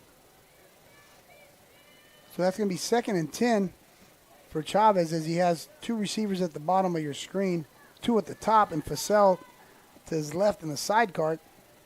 Takes a snap, and there's They're a blitz bringing coming it off from the the top. edge, off the left side. And he's rolling out towards the bottom of your screen is Chavez. Get out of bounds. I don't know if it's me or it looked like he came up a little bit limping there before he went down. And he's going to the sideline, Coach. Something happened as he was rolling out. Yeah, I saw it up here. So now number 14 is up and ready to go. That's Joey Campagna, who has been more of the running quarterback here for the Jaguars. Wow, they got 2 really good running back quarterbacks. They Once sure again, do. San Mateo brings pressure from their left. The offense is right to change the throwing angle of Chavez. Yeah. And as he was rolling out, I don't know what happened. He Just tried to get his feet and get his hips around, Coach. Something went wrong there, and there's going to have to take a timeout. Is Coach Winkler? Only Mahomes can do that kind of stuff, Coach. Yeah. As we're going to take well, a quick only one of only. We're going to take a quick timeout here as well. You're watching NorCal Sports TV. So I grew up where kids weren't expected to go to college. We just got whatever job we could to pay the bills. I felt I had no other choice. There was no role models to show me anything else. At San Jose City College, I experienced the transformational power of education. I was empowered when learning about social movements in this country, and I realized that I did have a choice. I decided then to forge my own path and become a role model for my family and for my community. Choose your own path. Discover your brilliance at San Jose City College. At City College, I have the chance to run for amazing coaches and teammates. San Jose City College has some of the best athletics facilities I've ever seen. As Jaguars, we have the opportunity to excel both on the track and in the classroom. SJCC has the perfect balance of athletic and academic support that I know will help me when I transfer to a 4-year college. I love being a Jaguar.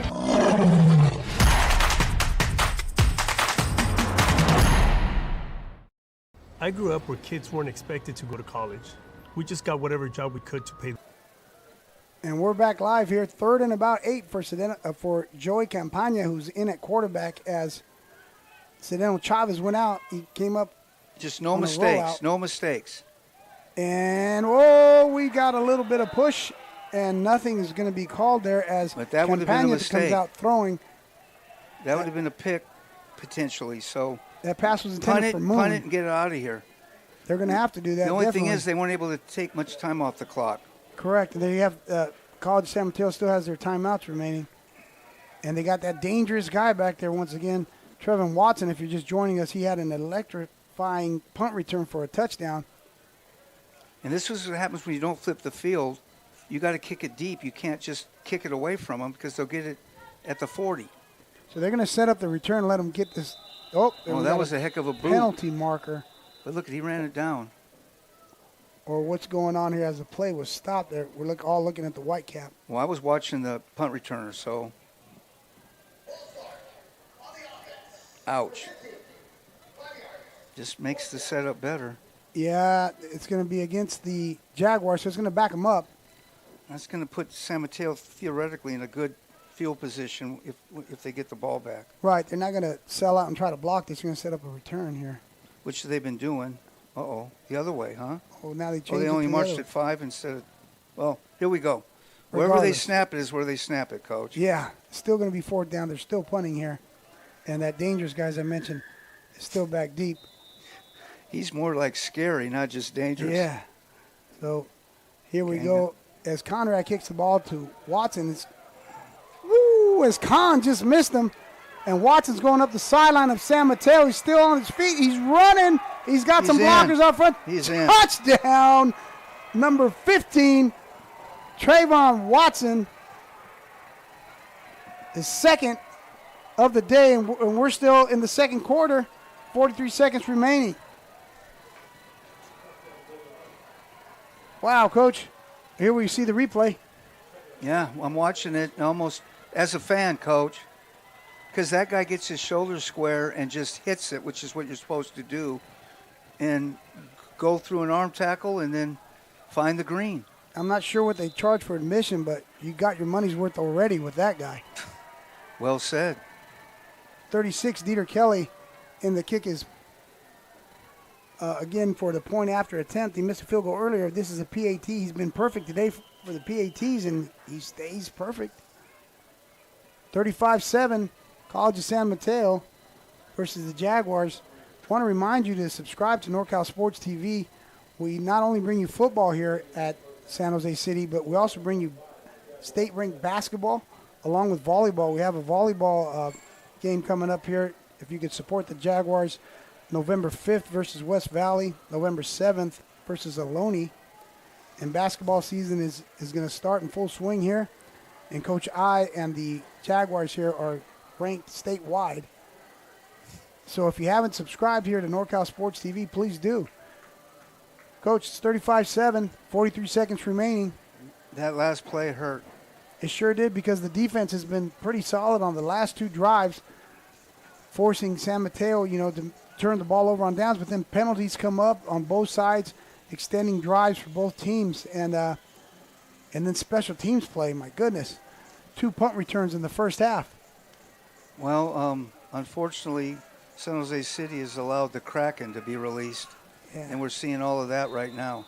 Although San Mateo's had their hitches in their giddy-up, it's just San Jose hasn't been able to totally take advantage of some of them. So here we go with the kickoff.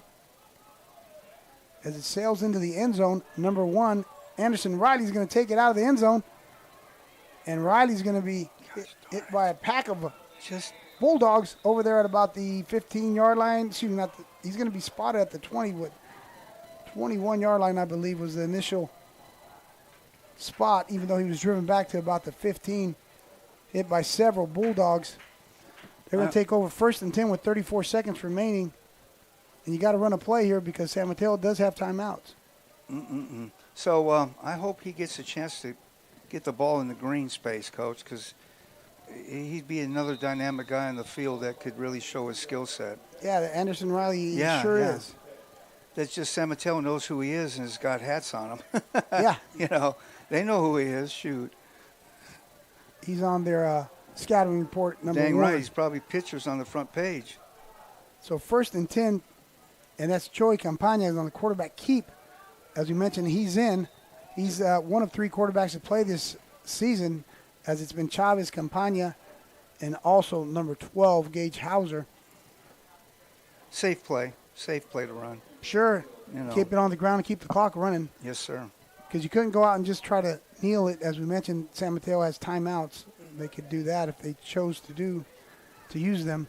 This is going to take us down here to the end of the first half. Now, last play. Campagna's going to throw it. He's rolling out.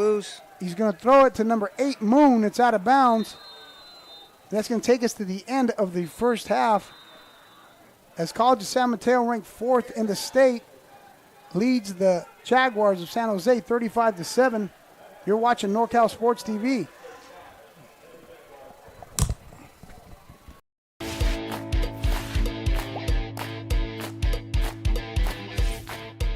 It's never too late to find your spot at San Jose City College. And for adult education programs, it's free. Get access to upskill opportunities with online and in-person schedules to fit your needs. I got my spot and increased my language skills. Find your spot and start your future today at San Jose City College.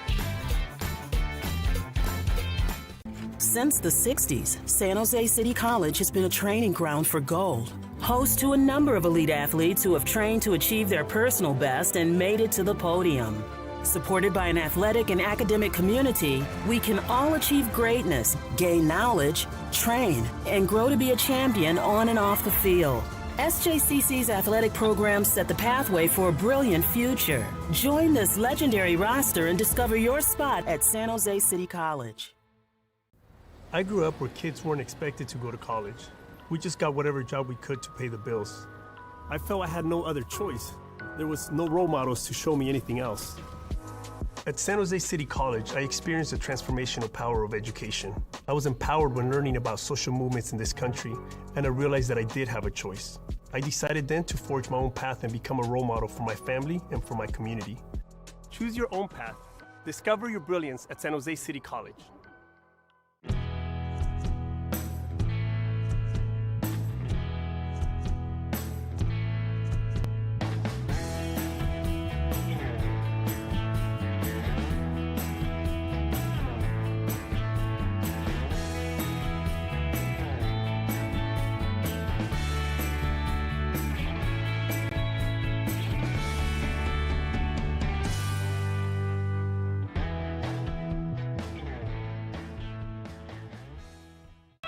Coming to San Jose City College is one of the best decisions I've ever made. City College has the right balance of athletic and academic programs. City College has some of the best sports facilities I've seen. The friendships and connections I made here will last a lifetime. I know this experience will help me when I transfer to a four-year college. I love being a Jaguar.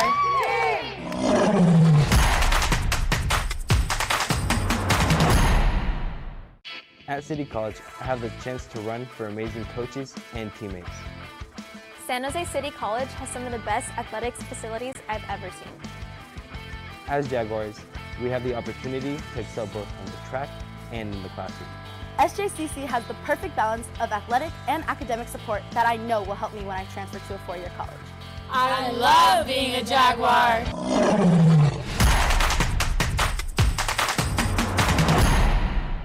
Searching for your spot? At San Jose City College, you can graduate and transfer in just 2 years. Plus, there are ways to do it with no tuition or fees. Get on your path. Unleash your brilliance and discover your spot at San Jose City College. Whether you're taking Highway 49, Highway 99, coming from anywhere in the 209, or much, much further, take a drive up Highway 108 to the NorCal Sports TV Summer Basketball Camp. It's a 5-day overnight summer basketball camp in the Sierra foothills of Sonora. The NorCal Sports TV Summer Basketball Camp, where we keep it 100. Growing up, I thought basketball was my best path, one shot to success. At San Jose City College, that all changed. My mentors saw more in me than I saw in myself and showed me that I could be anything. No one in my family had ever graduated from college, but I knew I had an obligation for future generations. At San Jose City College, you can go anywhere you want to go and be anything you set out to be. Discover your brilliance at San Jose City College. It's never too late to find your Jaguar spot. And for adult education programs, it's free. Get access to upskill opportunities. I got my spot and increased my language skills. Find your spot at San Jose City College. San Jose City College has given me the chance to play for an amazing coach and thrive in an excellent academic environment.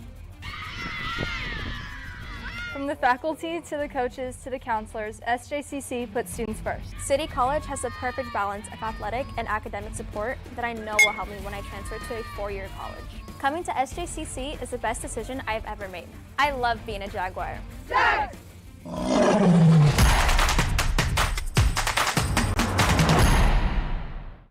There's more than one path to a successful future. And they're all in one spot at San Jose City College. Pick yours to get your degree and transfer in just 2 years. I've got my spot, and now I'm getting jaggy with it. Plus, there are ways to do it with no tuition or fees. A lot of ways. And San Jose City College can help you find them. Get on your path. Unleash your brilliance and discover your spot at San Jose City College.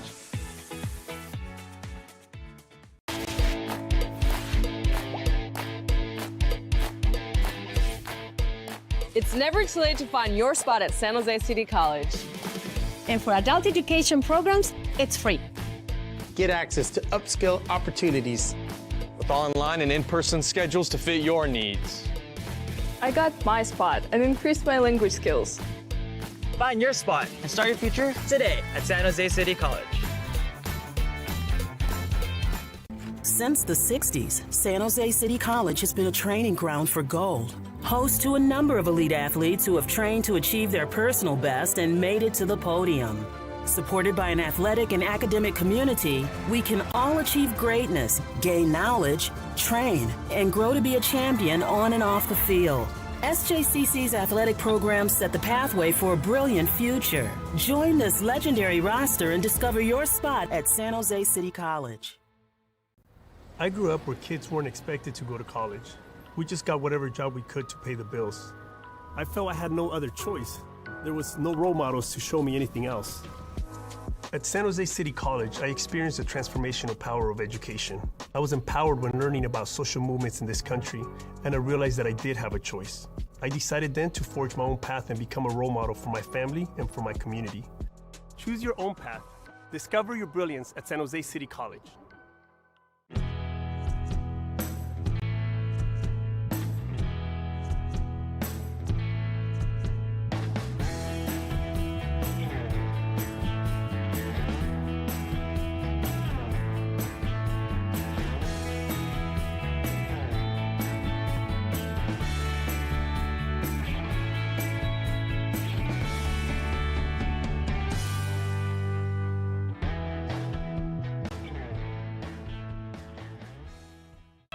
Coming to San Jose City College is one of the best decisions I've ever made. City College has the right balance of athletic and academic programs. City College has some of the best sports facilities I've seen. The friendships and connections I made here will last a lifetime. I know this experience will help me when I transfer to a four-year college. I love being a Jaguar.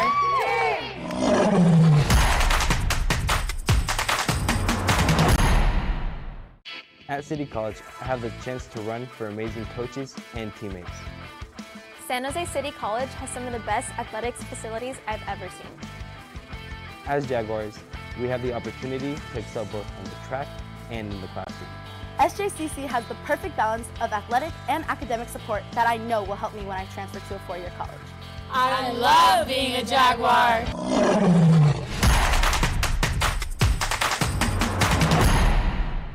Searching for your spot? At San Jose City College, you can graduate and transfer in just 2 years. Plus, there are ways to do it with no tuition or fees. Get on your path. Unleash your brilliance and discover your spot at San Jose City College.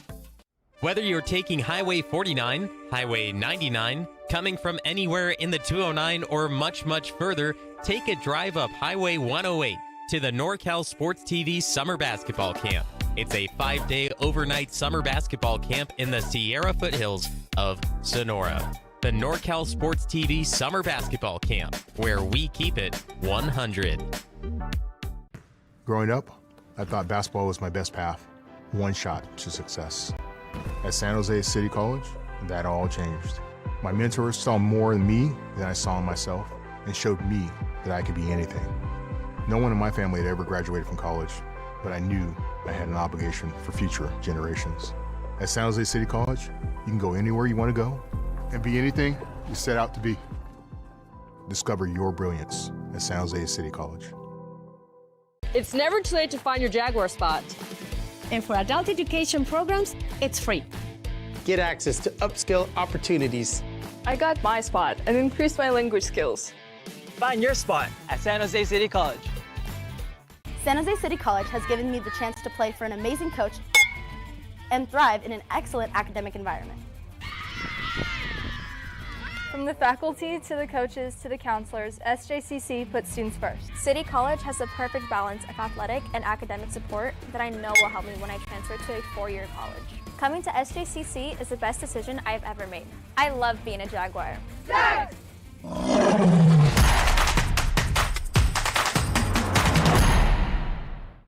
There's more than one path to a successful future. And they're all in one spot at San Jose City College. Pick yours to get your degree and transfer in just 2 years.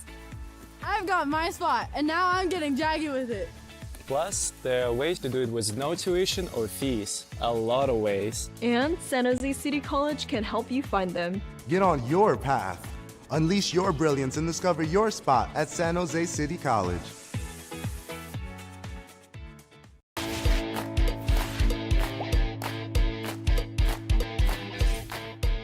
It's never too late to find your spot at San Jose City College. And for adult education programs, it's free. Get access to upskill opportunities. With online and in-person schedules to fit your needs. I got my spot and increased my language skills. Find your spot and start your future today at San Jose City College. Since the 60s, San Jose City College has been a training ground for gold. Host to a number of elite athletes who have trained to achieve their personal best and made it to the podium. Supported by an athletic and academic community, we can all achieve greatness, gain knowledge, train, and grow to be a champion on and off the field. SJCC's athletic programs set the pathway for a brilliant future. Join this legendary roster and discover your spot at San Jose City College. I grew up where kids weren't expected to go to college. We just got whatever job we could to pay the bills. I felt I had no other choice. There was no role models to show me anything else. At San Jose City College, I experienced the transformational power of education. I was empowered when learning about social movements in this country, and I realized that I did have a choice. I decided then to forge my own path and become a role model for my family and for my community. Choose your own path. Discover your brilliance at San Jose City College.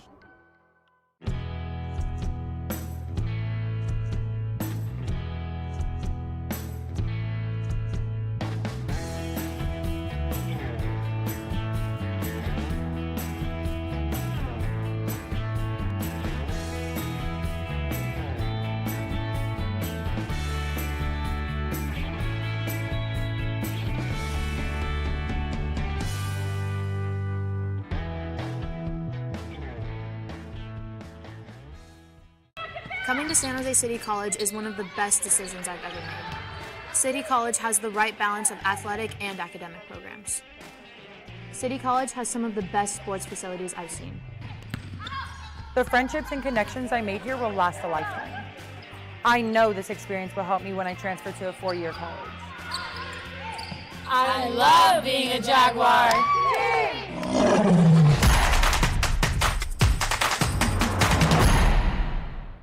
At City College, I have the chance to run for amazing coaches and teammates.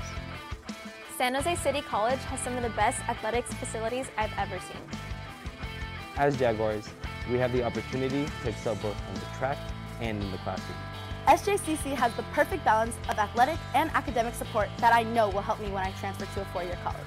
I love being a Jaguar.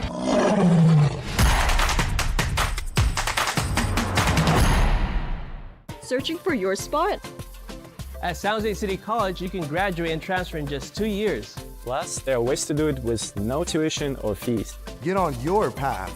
Unleash your brilliance and discover your spot at San Jose City College. Whether you're taking Highway 49, Highway 99, coming from anywhere in the 209, or much, much further, take a drive up Highway 108 to the NorCal Sports TV Summer Basketball Camp. It's a 5-day overnight summer basketball camp in the Sierra foothills of Sonora. The NorCal Sports TV Summer Basketball Camp, where we keep it 100. Growing up, I thought basketball was my best path, one shot to success.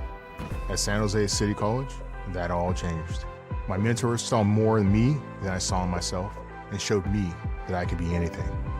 No one in my family had ever graduated from college, but I knew I had an obligation for future generations. At San Jose City College, you can go anywhere you want to go and be anything you set out to be. Discover your brilliance at San Jose City College. It's never too late to find your Jaguar spot. And for adult education programs, it's free. Get access to upskill opportunities. I got my spot and increased my language skills. Find your spot at San Jose City College.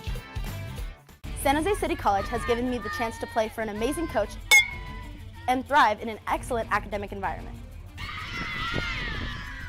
From the faculty to the coaches to the counselors, SJCC puts students first. City College has the perfect balance of athletic and academic support that I know will help me when I transfer to a four-year college. Coming to SJCC is the best decision I've ever made.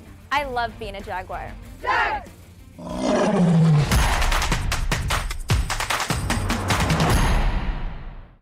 There's more than one path to a successful future. And they're all in one spot at San Jose City College. Pick yours to get your degree and transfer in just 2 years. I've got my spot, and now I'm getting jaggy with it. Plus, there are ways to do it with no tuition or fees. A lot of ways. And San Jose City College can help you find them. Get on your path. Unleash your brilliance and discover your spot at San Jose City College.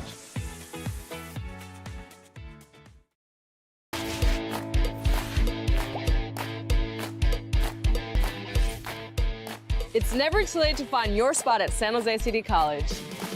And for adult education programs, it's free. Get access to upskill opportunities. With online and in-person schedules to fit your needs. I got my spot and increased my language skills. Find your spot and start your future today at San Jose City College. Since the 60s, San Jose City College has been a training ground for gold. Host to a number of elite athletes who have trained to achieve their personal best and made it to the podium. Supported by an athletic and academic community, we can all achieve greatness, gain knowledge, train, and grow to be a champion on and off the field. SJCC's athletic programs set the pathway for a brilliant future. Join this legendary roster and discover your spot at San Jose City College. I grew up where kids weren't expected to go to college. We just got whatever job we could to pay the bills. I felt I had no other choice. There was no role models to show me anything else. At San Jose City College, I experienced the transformational power of education. I was empowered when learning about social movements in this country, and I realized that I did have a choice. I decided then to forge my own path and become a role model for my family and for my community. Choose your own path. Discover your brilliance at San Jose City College.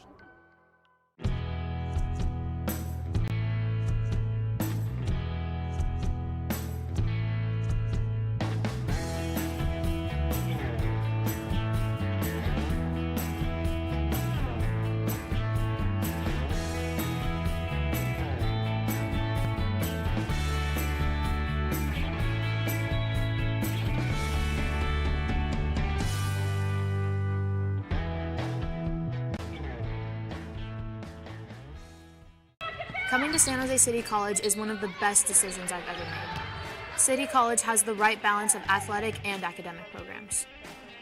City College has some of the best sports facilities I've seen. The friendships and connections I made here will last a lifetime. I know this experience will help me when I transfer to a four-year college. I love being a Jaguar.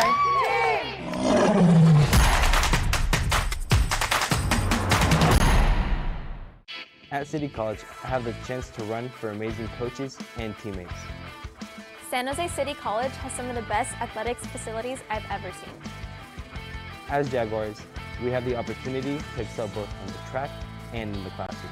SJCC has the perfect balance of athletic and academic support that I know will help me when I transfer to a four-year college. I love being a Jaguar.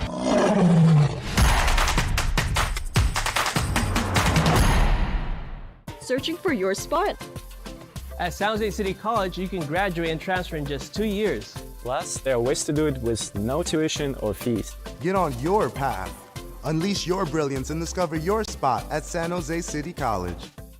Whether you're taking Highway 49, Highway 99, coming from anywhere in the 209, or much, much further, take a drive up Highway 108 to the NorCal Sports TV Summer Basketball Camp. It's a 5-day overnight summer basketball camp in the Sierra foothills of Sonora. The NorCal Sports TV Summer Basketball Camp, where we keep it 100. Growing up, I thought basketball was my best path. One shot to success. At San Jose City College, that all changed. My mentors saw more in me than I saw in myself and showed me. Hello, ladies and gentlemen. Welcome back for the second half action here at NorCal Sports TV. I'm your host, Carlos Frankel, joined by Coach Doug Murray. We're watching the fourth-ranked team in the state, winning right now, leading your Jaguars 35-7. That's College of San Mateo, who has scored on offense, scored twice on special teams with 2 electric punt returns by number 15, Trevin Watson. And they're leading 35-7. Coach, what do you see in this first half? Well, I mean, it's stating the obvious, the score differential. It doesn't feel like that on the field, but it doesn't matter. San Jose City's going to have to come out and bridge the gap on the scoreboard. And how they're going to have to do it is by coming out and being physical, but most importantly, being enthusiastic and excited about still playing. Finish the way you wanted to finish, which is flying around and having fun playing. And there's nothing wrong with being a stat builder, right? These guys are trying to get out and move on to four-year schools, so this is a good chance to build your stats and to put yourself in a good position on your huddle tape or your highlight tape. So there's always a reason to play your best, Coach. Always a reason to play your best. Definitely. You talked about moving on and maybe this being something as a stat-building game as well. However, I want to point out today is sophomore day, so speaking of moving on, this is the last time for the sophomores here. And we talk about the student athletes, but, you know, we talked to some parents here at half. You know, hats off to the parents and the partners of the student athletes that are here, the grandparents. You know, we talk about the sacrifices they make, the family itself or the friends, the people around them. Also, hats off to you on this sophomore day that without you, the player wouldn't be here. We wouldn't be seeing them on the field, and God bless them all. And that's exciting, too. Sports is a family thing. And we're witnessing right now, and we had some great parents coming by and saying hi to us. So, beautiful day. Beautiful day, Coach. Here's the kickoff for the second half, and it sails out of bounds. See, they don't want him to touch the ball either. They're trying to corner kick it and get good field position, but that guy's a dangerous guy, so it's a hit and miss. Yeah, that's number 8. That's Moon back there. In the first half, it was Riley Anderson who was back deep for the Jaguars as we take over here. So it's going to be the second half action. In the first half, just to bring you back up to speed, Sedeno Chavez started the game, looked really well running the football, and he came up a little lame, we'll call it, on a scramble down here towards the bottom of your screen, and he's out, and Joey Campagna came in to finish the first half. Not sure who's going to come out, as number 12, Gage Hauser, has just entered the huddle. So Gage Hauser is a sophomore here. He's out of Pioneer High School, and he's going to take the helm here at quarterback for the Jaguars, who are going to have 1st and 10 from their own 35-yard line, trailing 35-7 versus College of San Mateo. These games do allow the head coach, in this case, Coach Winkler, to get some other kids on the field and see what they can do in real action and get their squad prepared for next week and next season. So 1st and 10, Hauser comes out throwing, intended for number 88, That Cody was a heck of a Ahola. catch.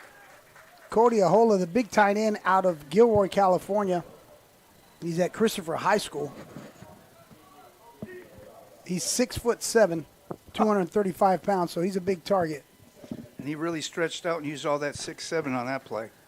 2nd and 3. Gauser's surveying the field. Got 3 receivers at the top of your screen. Moon down here in man coverage by himself at the bottom of your screen, with one running back to his left. As Hauser's going to keep it himself, he's hit immediately by number 44, Malachi Ross Graves out of Soquel High School in Santa Cruz. Now, Malachi is another guy that's been a game wrecker as Ross Graves. He's got 21 total tackles, 5 tackles for loss, so you could add that one, and also a sack so far this season. The defense of San Mateo, especially the front 7, has just been tremendous this whole season. The most points they've given up was 21 points in one game versus Modesto, and that's the most points that they've given up all year in one game. So they've been stellar on the defensive side of the ball. As Hauser has 2 receivers the other side, hits the underneath man, number 1. That's Riley Anderson, still on his feet, spinning off some tacklers, and then he continues to go forward. And that's going to be a first down. That's because of them. First down for the Are they sitting on cords? sorry, as we're having some technical difficulties right now. Not sure what's going on here, but either way, excuse me there. So it's 1st and 10 as Riley Anderson with a big reception from Hauser. 1st and 10. Hauser rolling out to his left, and he's going to throw the ball. He's got to flip the hips. So, not his good side, but I get why they're doing it. They're trying to create space. Yeah, you mentioned that they're blitzing from the defense to left, offense is right, so the guy gets flushed. So yeah, they're bringing pressure from his throwing side, which would be his front side, the right side, so he has to roll out to the left. Right. I mean, yes, right. Yeah. Right, left, right. We got it. They got to find other ways to get the playmakers the ball in their hands quickly. Like, that's nice right there. We'll take that.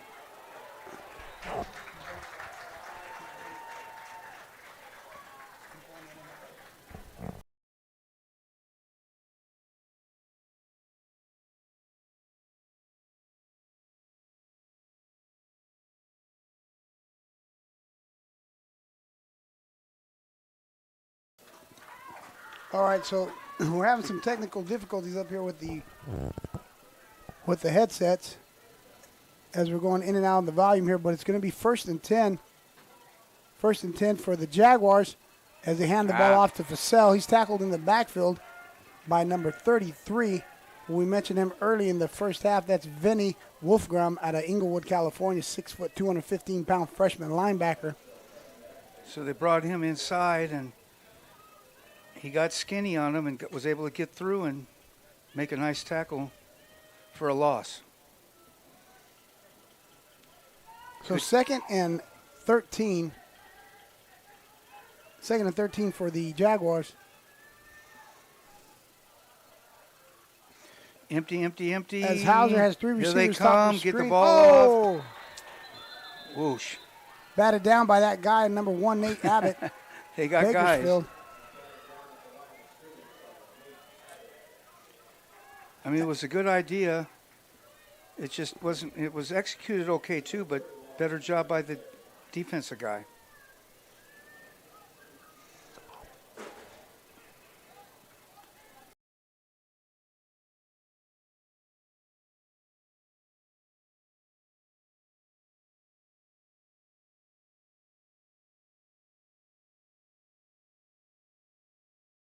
Back to help with protection.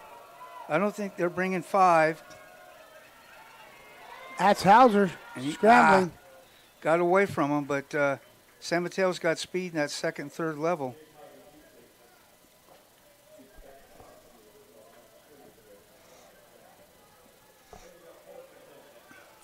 4th and 10. As Fussell comes into the back at running back, as we're sorting through these technical difficulties. Thanks for being patient with us.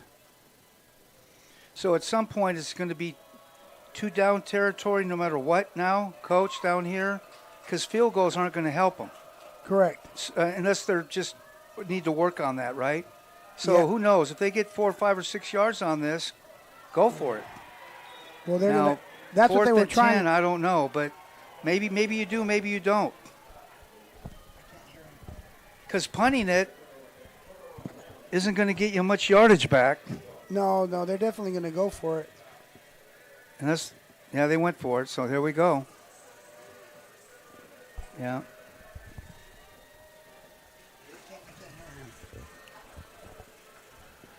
All right, so the ball's flipped again. Still have to go 65. So 1st and 10. Here we go. That single width look, Coach. What are they going to do? Well, it's going to be 3 receivers bottom of your screen. I can't hear you from here. And there's a penalty marker.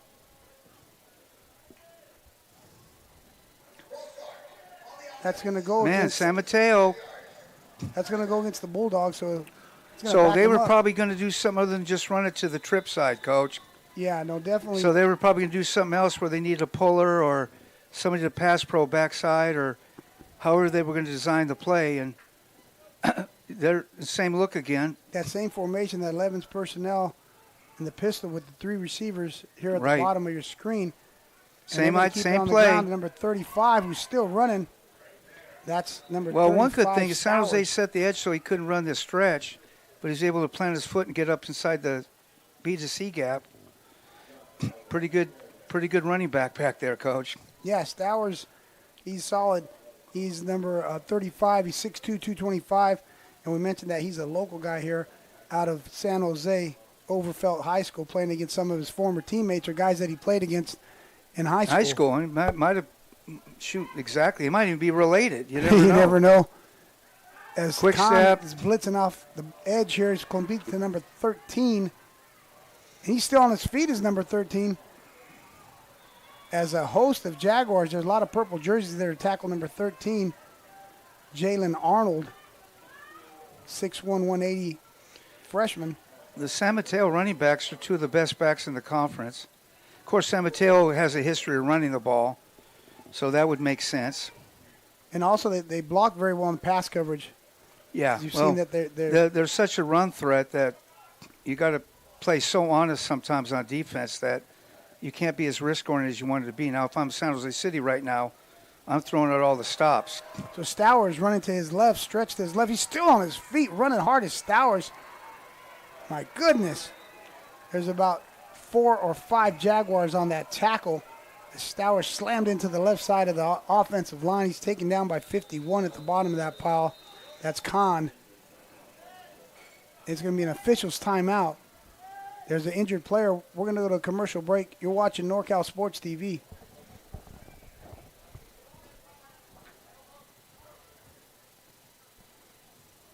It's the Good Guys 35th Fuel Curve Autumn Get-Together. Over 2,500 American-made and powered show cars and trucks. A huge swap meet, Fender Midway Family Fun Zone, live music and more. November 8th and 9th at the Alameda County Fairgrounds. Details at good-guys.com. It's the Good Guys 35th Fuel Curve Autumn Get-Together. Over 2,500 American-made and powered show cars and trucks. A huge swap meet, Fender Midway Family Fun Zone, live music and more. November 8th and 9th at the Alameda County Fairgrounds. Details at good-guys.com. It's the Good Guys 35th Fuel Curve Autumn Get-Together. Over 2,500 American-made and powered show cars and trucks. A huge swap meet, Fender Midway Family Fun Zone, live music and more. November 8th and 9th at the Alameda County Fairgrounds. Details at good-guys.com. It's the Good Guys 35th Fuel Curve Autumn Get-Together. Over 2,500 American-made and powered show cars and trucks. A huge swap meet, Fender Midway Family Fun Zone, live music and more. November 8th and 9th. Gentlemen, we're back live here, 3C2A football action on NorCal Sports TV. It's 1st and 10 for the Bulldogs of San Mateo. They're at the 31-yard line of the Jaguars.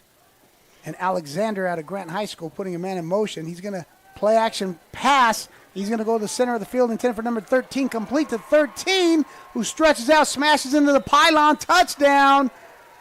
College of San Mateo, number 13, Jalen Arnold from Luke Alexander. Touchdown, Bulldogs. Quarterback did a great job of setting his feet, squaring up. They didn't boot. It was just a play action set just off the edge a little bit so he could get the ball thrown opposite. And the guy's crossing the defense's face and 8 skate and donate into the end zone. Yeah, and you well-designed play, well-executed. Quarterback did a great job, and the receiver was open. So now it sometimes works. They're discussing something's going on. Maybe he went out of bounds early. Somebody's hurt, Coach. Somebody on San Jose over on the top of your screen, yes. There's a guy laying over there in the green. Well, we hope that player is okay. Now, as I'm looking over there on the sideline, there is someone I want to mention. According to the website, a gentleman by the name of Kirk Sandvik has been the ball boy for College of San Mateo football since 1970. Wow. And that is super impressive. And then we want to say something to him. I believe that's him over there towards where that injured player was. And again, I'm getting that information from the website. 1970. That is 55 years. Awesome. Hats off to him and his family and his dedication to the College of San Mateo football. Yeah. Well, that's how programs work. You have people of that ilk that are part of it and support it and are very valuable for your team and for everybody. So Dieter Kelly, as he comes out to kick, he's been perfect on his point after touchdown attempts, and he stays that way, does Dieter Kelly. So it's 9 minutes, 16 seconds into the third quarter. San Mateo 42, Jaguars 7. You're watching NorCal Sports TV.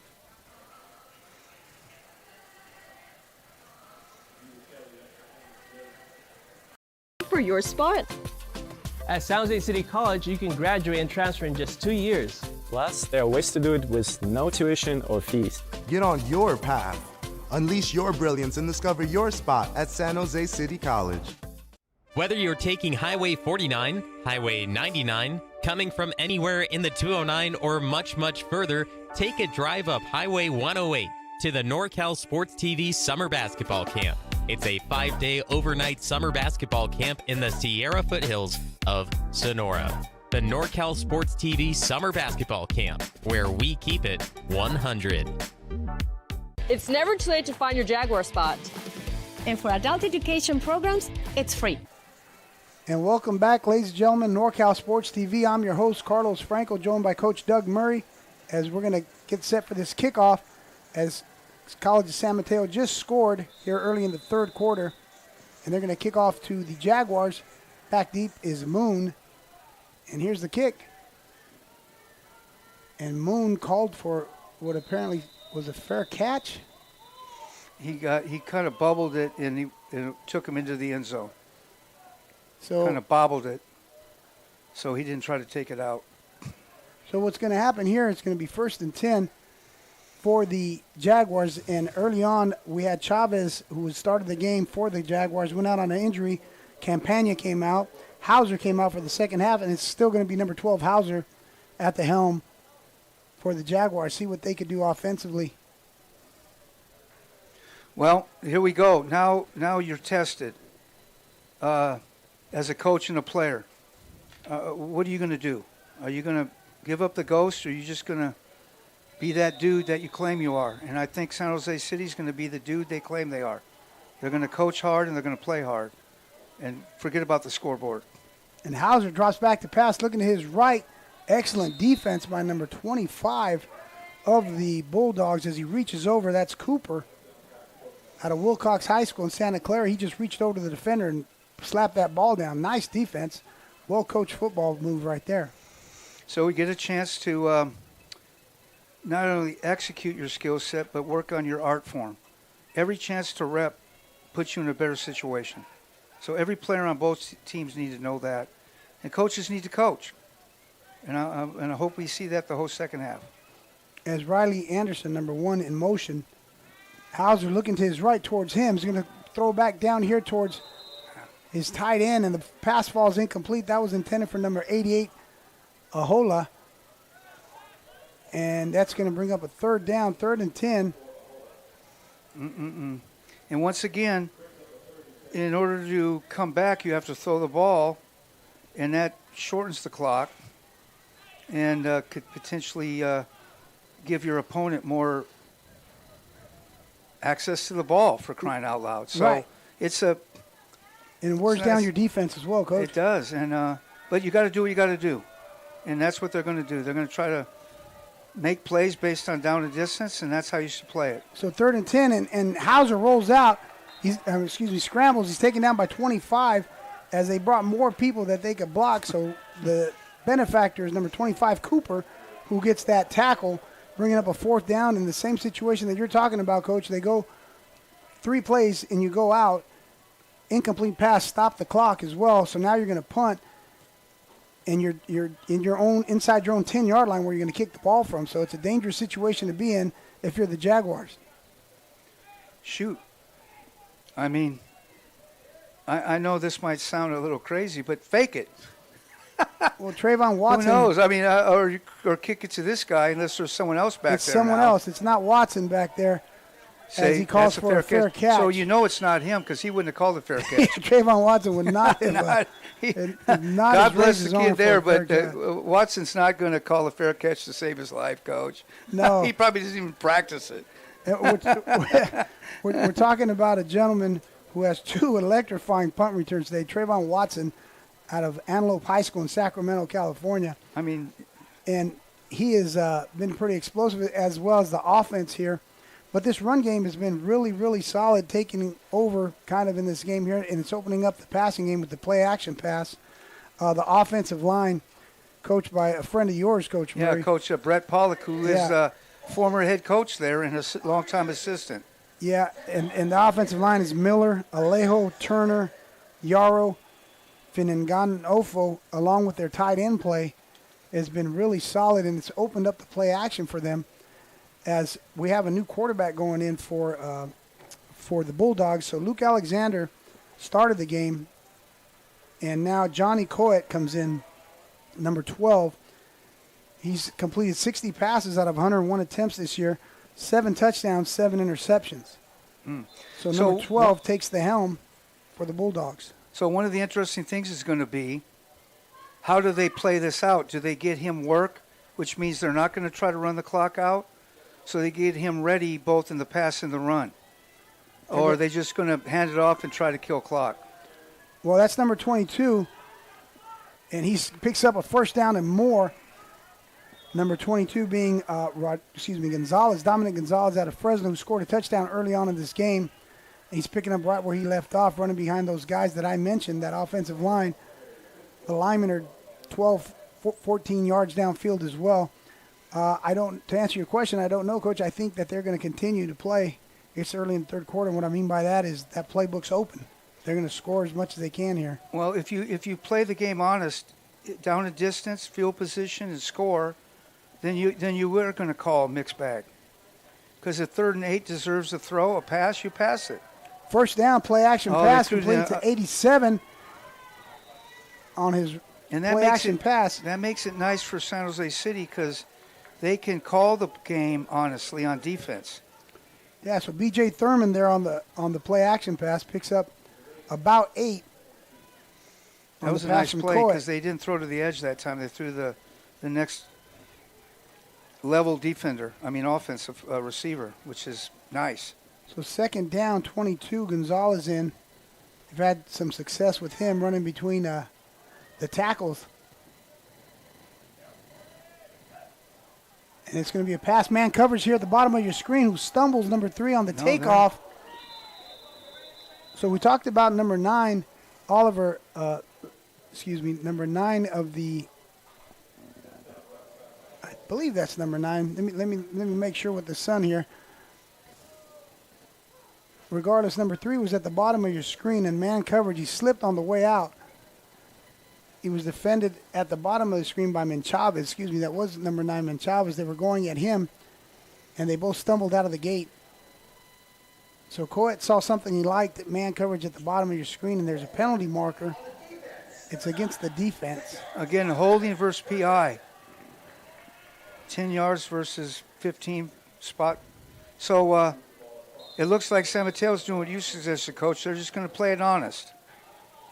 They're just going to play the down and distance. They're going to play matchups, and that's good for San Jose City because they know what to expect. Now it's just who's going to make a play. So Coit is going to hand the ball, keep it on the ground to Gonzalez, 22. Bounces it outside. Chavez comes up, misses the tackle, but turns him back into number 26 of the Jaguars, Isaiah Barrett, Redwood City. He's at a Sequoia High School. He makes the tackle. However, it's going to be a first down. That run game once again by the Bulldogs, and it keeps the clock moving. We're at 6:40 right now in the third quarter. And once again, working to the edge and getting the edge. Yeah, number 22, Dominic Gonzalez. Not sure how many yards he has today, but he's looked really good back there at running back for the Bulldogs. As they have a first down, 3 receivers top of your screen. As number 10 comes in motion. And they're going to play action. Boop. There's a penalty marker. Pass is incomplete. Nice job having the contained edge that time. 42, Jacob Willman was back there in the backfield. There's a penalty marker.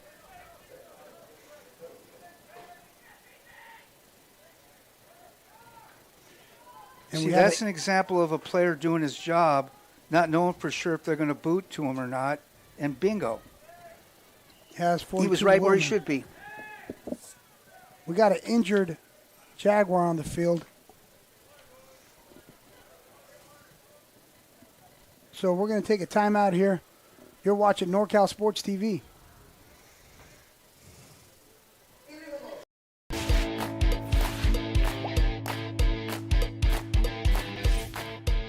It's never too late to find your spot at San Jose City College. And for adult education programs, it's free. Get access to upskill opportunities with online and in-person schedules to fit your needs. I got my spot and increased my language skills. Find your spot and start your future today at San Jose City College. Since the 60s, San Jose City College has been a training ground for gold. Host to a number of elite athletes who have trained to achieve their personal best and made it to the podium. Supported by an athletic and academic community, we can all achieve greatness, gain knowledge, train, and grow to be a champion on and off the field. SJCC's athletic programs set the pathway for a brilliant future. Join this legendary roster and discover your spot at San Jose City College. I grew up where kids weren't expected to go to college. Welcome back, ladies and gentlemen. There was a penalty against the Bulldogs, so it's going to be 1st and 15. As 22, Gonzalez keep it on the ground. There's a penalty marker down. He's still on his feet, and he's tripped up by Reyes, I believe. Picks up a first down, and that was not Reyes. I apologize. That's Stender, but there is a penalty marker as 22 Gonzalez at a big gain there. It's going to be holding versus the offense. That's 2 straight penalties, and sometimes that happens when you put some players in who haven't got as many reps. To say live action that you mentioned, Coach, you might start seeing some new bodies here, start getting some penalties. Well, Tim Tulloch and Coach Winkler both are sticklers for alignment, assignment technique, and being disciplined. And no matter what the score is, Tulloch is not going to be happy with a lot of parts of this game, and nor should he be. And he'll get back to order on that ASAP, believe me. So Johnny Coit, that quarterback, has a first and forever here, and he's looking to throw, and he's under pressure, and he's still under pressure. He rolls out, and he throws to the bottom of your screen to his right sideline, and the call is no catch. Nope. That was intended for number 10, David Amos. It's going to be 3rd down here, so my goodness, it's 3rd and about. I'm trying to do the math here, but they're moving around. 2nd down, excuse me, because they did have that other penalty. So well, the good news is San Jose's still getting after it. Obviously, they're able to pin their ears back on these long distance, down to distance. But I tell you what, they're still getting after it over here. Yeah, no, you mentioned they're that with Coach flying around, Winkler. Coach. You mentioned That's that. all you can do, fly around. Yeah, they're running to the ball. They're playing very aggressively as Coit hands the ball off to Gonzalez to keep it on the ground. He's got some room to run. Coit running hard, taken down by Stender, I believe. Whenever you see jersey color on the opposite team go down, like the D-line guy just did, it's just an easy read for the back, and he just bounces it. If it wasn't already headed that way. So can't give him that edge. Not these guys. He's got it too fast, too. No, run to the green space. And that's what they did right there. Gonzalez looking good. Number 22. Now Gonzalez is out. Here we go with that formation we love, Coach. That's what they've been doing it quite a bit now with Coed at quarterback. Well, they motioned. 4 in motion. They're going to give the ball to the new running back. Right up the gut here. Oh, and that's number 34 is the ball carrier. That's a new running back in is Collier. He's taken down. He's one of the better backs in the conference, Coach. Yeah, he was hit hard by number 44, Jess Ringel. Now, Collier, he's got 65 carries for 337 yards. Another thing, he has 6 receptions, so he's involved in the passing game as well. Here we go. They're going to try a long kick, which is good for them. They get their work, Coach. Dieter Kelly. So was that a 49-yarder? Or how long? 50, 39, 49. Wait, how long is this, Coach? We're going to do the math right now after he makes this kick. 38. And it's up. He's got plenty of leg on it, and it's no good. Another stop by San Jose City's defense, Coach. They are not quitting. This defense has been tough. They've been on the field, I don't want to just say all game, but the majority of the season, it seems like, with the offense sometimes giving them short notice to get back to work. You know, and that's a testament to Coach Cook, the defensive coordinator here at San Jose City College. And now the offense is coming back out. Gage Hauser at quarterback. It'd be nice if they could, as you talked earlier, 4 minutes left here in this quarter, take the time off the clock, maybe keep the ball till the fourth quarter, try to come away with some points here on this drive as well, as Hauser is taking over for Chavez, and also Campagna was in. They're going to keep it on the ground. Smashes into the center of the offensive line. And I don't know if you're at home, but if you could see those Bulldogs ripping that ball out, trying to get that turnover, as number 46. That's Noble from Hayward, California, Tennyson High School. That's our old neck of the woods. Coach Murray and I both played football at Cal State Hayward when it was Cal State Hayward. Now it's Cal State East Bay. We played for the legendary Tim Turney, who's no longer with us. However, we didn't play at the same time. No. You're a lot older than me, Coach. Oh, vice versa. I may look it. No. I played way before Coach did. So second down, as that run game, they're testing the center of the defensive line. Whoa. And they're still getting a little feisty. Or just trying to get out of the way. That was number 11, who was kind of falling back there. That's Danny Niu. And we mentioned his high school earlier. We didn't mention Tom Brady, was also alumni of Sarah. We were talking about Bonds and Lynn Swan and a lot of other people as well. Oh, yeah. But it's going to be 3rd and 7. And the Jaguars are electing to keep it on the ground here.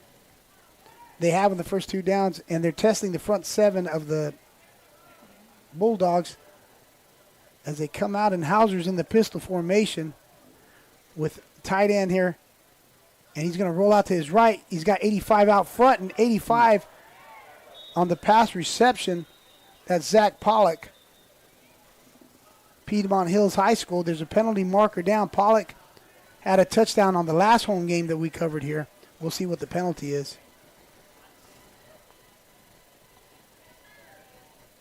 San Mateo staff is signaling that they want to decline a penalty, so it's going to be against.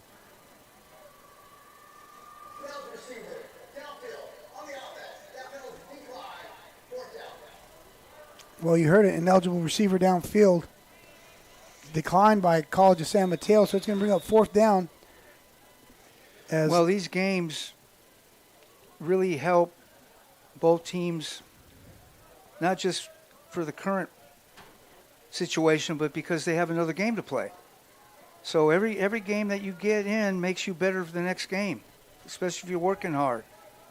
So Conrad gets his punt away. Another nice punt. Takes a good roll as number 13 fields it back inside his own 10-yard line, still on his feet. And he's twisted and turned, and there's a penalty marker down. Whoa. A lot of getting Jaguars. after it, man.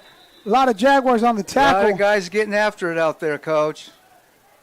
And we'll see who's at the bottom of the pile. It's going to be 8 Moon, who is a receiver here, one of the offensive players, along with number 45. That's Roman Jacobs. But there's a penalty mark on the field. See who that's going to be called against on the return. Again, they were able to slow down the speed and get that guy to go flat instead of up the field. So that's what you get.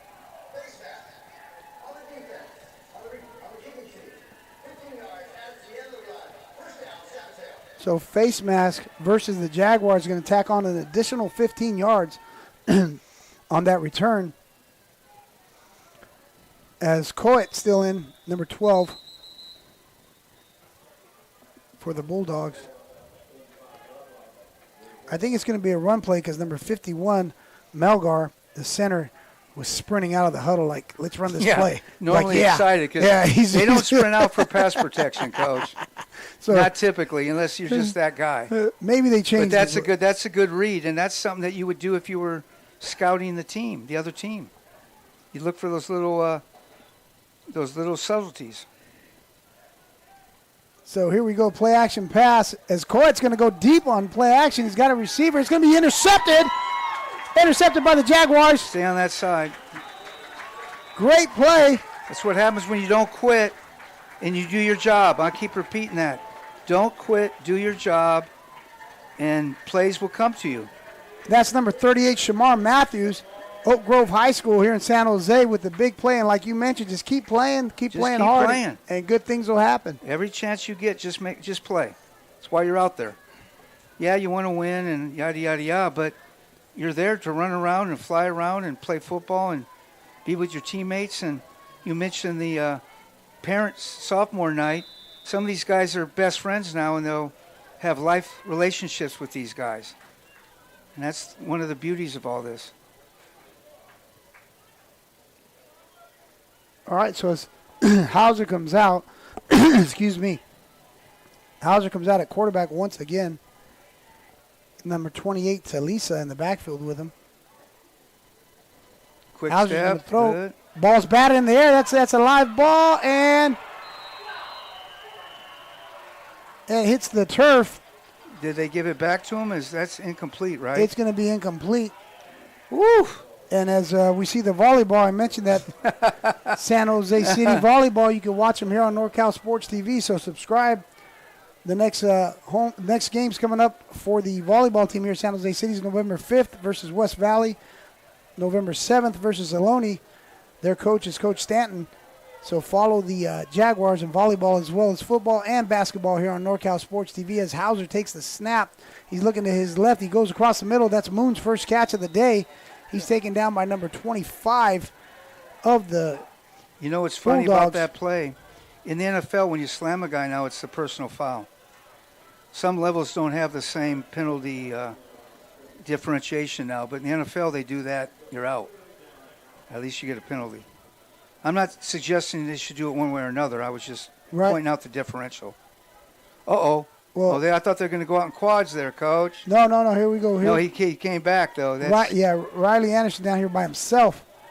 Man coverage. That's a good matchup for the Jaguars. See if they go that way. Now the safety's coming over a little bit. Cheating over here, though, because they know who he is.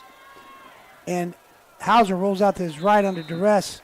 A lot of Bulldogs in the backfield, but you mentioned Riley Anderson was over here by himself, and the safety quickly noticed that, we got to get over there to help. So maybe that affected Hauser's read as he looked over to his left and was hesitant and rolled out to his right.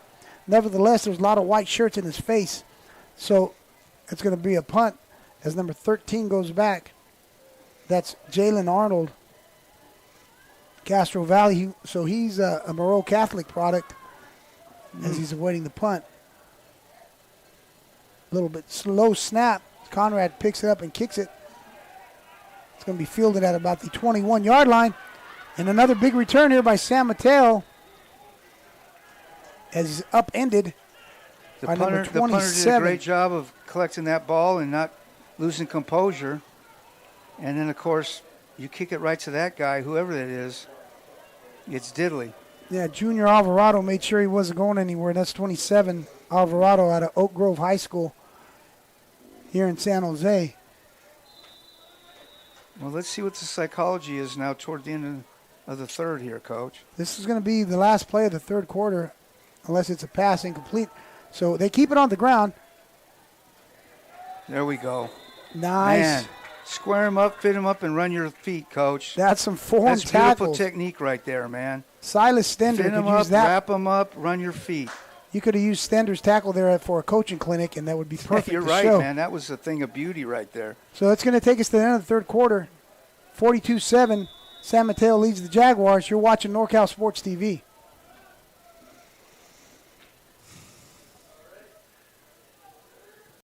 It's the Good Guys 35th Fuel Curve Autumn Get-Together. Over 2,500 American-made and powered show cars and trucks. A huge swap meet, Fender Midway Family Fun Zone, live music, and more. November 8th and 9th at the Alameda County Fairgrounds. Details at good-guys.com. It's the Good Guys 35th Fuel Curve Autumn Get-Together. Over 2,500 American-made and powered show cars and trucks. A huge swap meet, Fender Midway Family Fun Zone, live music, and more. November 8th and 9th at the Alameda County Fairgrounds. Details at good-guys.com. It's the Good Guys 35th Fuel Curve Autumn Get-Together. Over 2,500 American-made and powered show cars and trucks. A huge swap meet, Fender Midway Family Fun Zone, live music, and more. November 8th and 9th at the Alameda County Fairgrounds. Details at good-guys.com. It's the Good Guys 35th Fuel Curve Autumn Get-Together. Over 2,500 American-made and powered show cars and trucks. A huge swap meet, Fender Midway Family Fun Zone, live music, and more. November 8th and 9th at the Alameda County Fairgrounds. Details at good-guys.com. It's the Good Guys 35th Fuel Curve Autumn Get-Together. Over 2,500. Ready? Yeah. Well. So we're back live here. 2nd and 5 for the Bulldogs. Number 12, Stender. Number 12 taking over. He's going to hand the ball to number 5. And, he's number 5 still on his feet as he breaks a tackle. And he keeps going all the way to the C in the end zone. Touchdown, number 5. That is Josh Tucker out of Fairfield High School in Fairfield, California. 5'10", 170. That guy's got some quicks. Yeah, 5'10", They got 170, speed. and fast. As he left everybody behind him in the rearview mirror, he was only almost touched once, I believe. Holy Toledo. They got dudes. So, and again, to repeat this to the point of redundancy or ad nauseum, it's San Mateo. So you got Dieter Kelly back in. It's up, and it's good. You know, Dieter Kelly maybe has ran the most he's ran all year. He's the kicker. He's running from the sideline out to kick an extra point today. He's been busy, that guy. Some field goal attempts as well. So Dieter Kelly getting his steps in today. And so it's 49-7 with 14 minutes, 51 seconds remaining in the fourth. Now, we mentioned we have some technical difficulties up here. You could hear us at home, but we can't hear each other up here. And our producer, Charles, is giving us a hard time here messing with this, that he's doing this on purpose to us, I think. I don't know. Yeah, Charles needs to do all the computer and tech work, plus the color, plus the play-by-play, and plus run down and get us a hot dog and soda. Yeah. And he's done like 99% of that, so good for him. So we wanted to point Thank God out, for him, or I don't know what we'd be doing. Wanted to point out Charles and the cameraman here for NorCal Sports TV. All kidding aside, They do a great job here for us, and not just for us, but for you, the fans, so that we could bring you this great event here from San Jose City College. As the kickoff, it looks like it's going to be taken by Moon, and he's going to bring it out of his end zone. Exact. And 3C, 2A football. That's Moon on the return. These dudes are getting after it, and people. What a big hit by the special teams number 43, Bruce Upaparesa, out of Sacred Heart High School in San Francisco, California, with a highlight reel hit. That goes back, Carlos, to something you and I were raised on. You know, it doesn't matter how many plays you're in, it's how many plays you make. Correct. So that kid right there, I don't know how many plays he's played or not, but he went out there and made a play. And that was juicy, too, as they say, Coach. Yeah. Loved it. Hey, get on film, guys. Get on film. Make the guy look bad across from you. Man, get on Instagram, guys. That's it. So we got. Add to your highlights, baby. Hauser hands the ball off to the center of the line of the Bulldogs. A lot of white jerseys around there. 45 is the guy who's the initial contact maker. There's David Dicka out of Stockton, California. Edison. Who? Stockton, David Dicka, D-I-K-A, and Edison High School, Stockton. Yeah. That's our hometown, Yeah, Coach. I know the kid. Yeah. Making his presence felt. He's 6'5", 255. No, he's a guy. That's why he's there. So Edison Viking, all right, out of Stockton, California. Vikes, Coach. Vikes, baby. I'm a Yellow Jacket, so it's kind of hard for me to say I that. know But here's go with the Just blitz. spit it out, Coach. Spit it out. As San Mateo is blitzing, and there's going to be a pass interference down here at the bottom, as the pass was intended for Austin Price. But we had number 43, Bruce Uparesa, who was the guy who made the big hit on the kickoff. He was coming through the A-gap like a freight train on that blitz. So hats off to Hauser to be staring down that the barrel of that, because he had the blitz, the double A-gap blitz, I believe, and he was still able to get that pass off.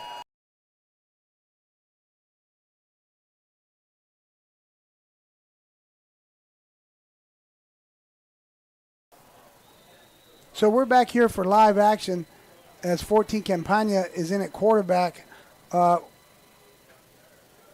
We had like an Amber Alert or something go out here on everybody's phone as everyone starts looking around here in the stands at one another. Was it an Amber Alert or something, I don't Coach?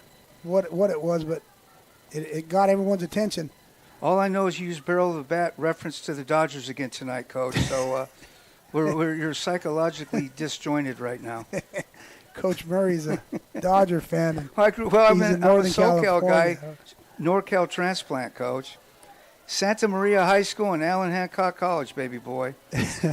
Second and 10, excuse me, as Campagna takes a snap, and he goes by himself as a ball carrier. He keeps the ball. He's taken down by 46, along with 43. So Bruce Uparesa, after that big hit on the special teams, is making his presence felt again, along with Noble, 46, out of Tennyson High School. Spent a lot of time at Tennyson High, Coach. It's going to be 3rd and 10. 3rd and 10, so 3 receivers top of your screen. We got man coverage down here at the bottom with the corner playing about 10 yards off because it's 3rd and 10. They're defending the sticks with the blitz coming. And Campagna's sitting there. Quick flag, Coach. A little bit of a scramble drill. Nice pickup on the blitz by the running back, Facel. And there's a penalty marker down as the clock stops with the incomplete pass and the penalty marker.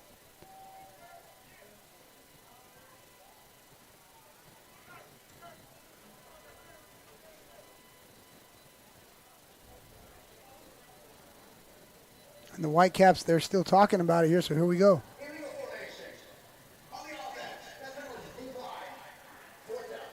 So illegal formation, you heard it there. It's going to be declined. So that's going to bring the punt unit out again, Conrad. And you mentioned it's possible to run a fake earlier. You said that. Not sure what would happen now with the score being what it is. Conrad is very athletic back there as a punter. Yes, he is. I've seen him field some high snaps, low snaps, and still get the kickoff, the punt off this season. So here comes his punt. Uh-oh. And that's going to be Short, returnable. right at him. Here we go. As a host of Jaguars Good make coverage. the tackle at the 45-yard line. Excellent coverage. Actually, given who San Mateo has, that's great coverage. Yeah, that's number 27. Once again, Alvarado. I think he's made the tackle on both of the last 2 punts. And we got number 77 coming into the game for San Mateo, and the sideline went crazy for him. I don't know what Samuel supporting their boys, man. Malapai gave those guys, maybe supporting the guys that high don't play fives. a lot, and that formation you love, Coach. Franco. Yeah, that's definitely the one that's been effective for them today with the tight end in the back of the pistol, 3 receivers top of your screen. And they're going to throw the ball deep. He's got a man, and they're bobbling around with the ball. They're nice coverage at the top of your screen as number 12, Coit, came out throwing. And it's kind of hard once again to see these numbers on those jerseys, but I believe I should say that's Bear Watkins at the top of your screen. Well, it was a good executed play on offense, but a better defensive play executed by the corner. So that's going to be 2nd and 10, same formation. They might run the ball this time, and they do. Good call, Coach. They keep it on the ground. Whoa, no one's touched him now. He didn't even look to get away. He didn't even look to get away, Coach. No, he looked for that contact. Said, he did a Carlos Franco move. I'm just going to run over the guy. He did it. And run through the guy. That's how you ran, Coach. I remember. I watched your games. That was me. You could have juked a few guys and gotten his end zone, but you wanted to deliver the pain, Coach. Looking for contact was number 31, Eke. Seeking the contact, Coach. Well, now at my age and talking about running the ball, I look at that offensive line. You know what I could do with that offensive line, Coach? Those 5 guys and I right now could shut down an all-you-can-eat place. You're dang right. That's all I could do. I couldn't run the ball like that. Nice run by 31, Eke. And they're going to give it back to him again. No one's touched him, and smashing into defenders once again at about the 20-yard line is number 31, Eke, out of Valley Christian here locally in San Jose. I think they found the B gap a couple times, or at least the edge of the B. So first either down. a hat short or a gap uncovered. Well, it's going to be first down at the 21-yard line, and they're taking a little bit more time in the huddle now, as you noticed, letting that clock run, are the Bulldogs, as Coit surveying the field. They're going to keep it on the ground again. Nice job. Excellent running. Nice job covering that up by the defense. A lot of purple jerseys there on the tackle. As you can see, there's more time being taken. Coit at quarterback at number 31 to the high five and cheers is Eke as he comes off to the sideline, greeted by his teammates. That's kind of the things you're talking about too, Coach, is that, that brotherhood that you have with your teammates. Everybody on your team matters and counts, and you just support them all the time. 2nd and Case 7. Closed. And we got a new ball carrier in the game here. Excellent nice tackle. Fill. Great fill by the San Jose kid.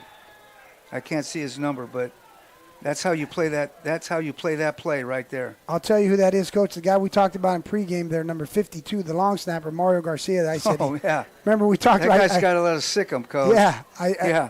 So, Mr. Garcia, if you're listening, I told Coach Mary, I said, we got to watch this guy, man. He's all over the place. Special teams. Proof positive. I'm a Garcia fan there out of Sequoia High School, and he makes plays like that. And he's basically showing you what the Jaguars are about, that there's still a lot of fight in them. No, there's absolutely no quit in this squad, Coach. Love to see it. So Eke, 31, back in at running back, and it's going to be a timeout by Coach Tulloch and the Bulldogs. So we're going to go to some TV timeout as well. So you're watching NorCal Sports TV.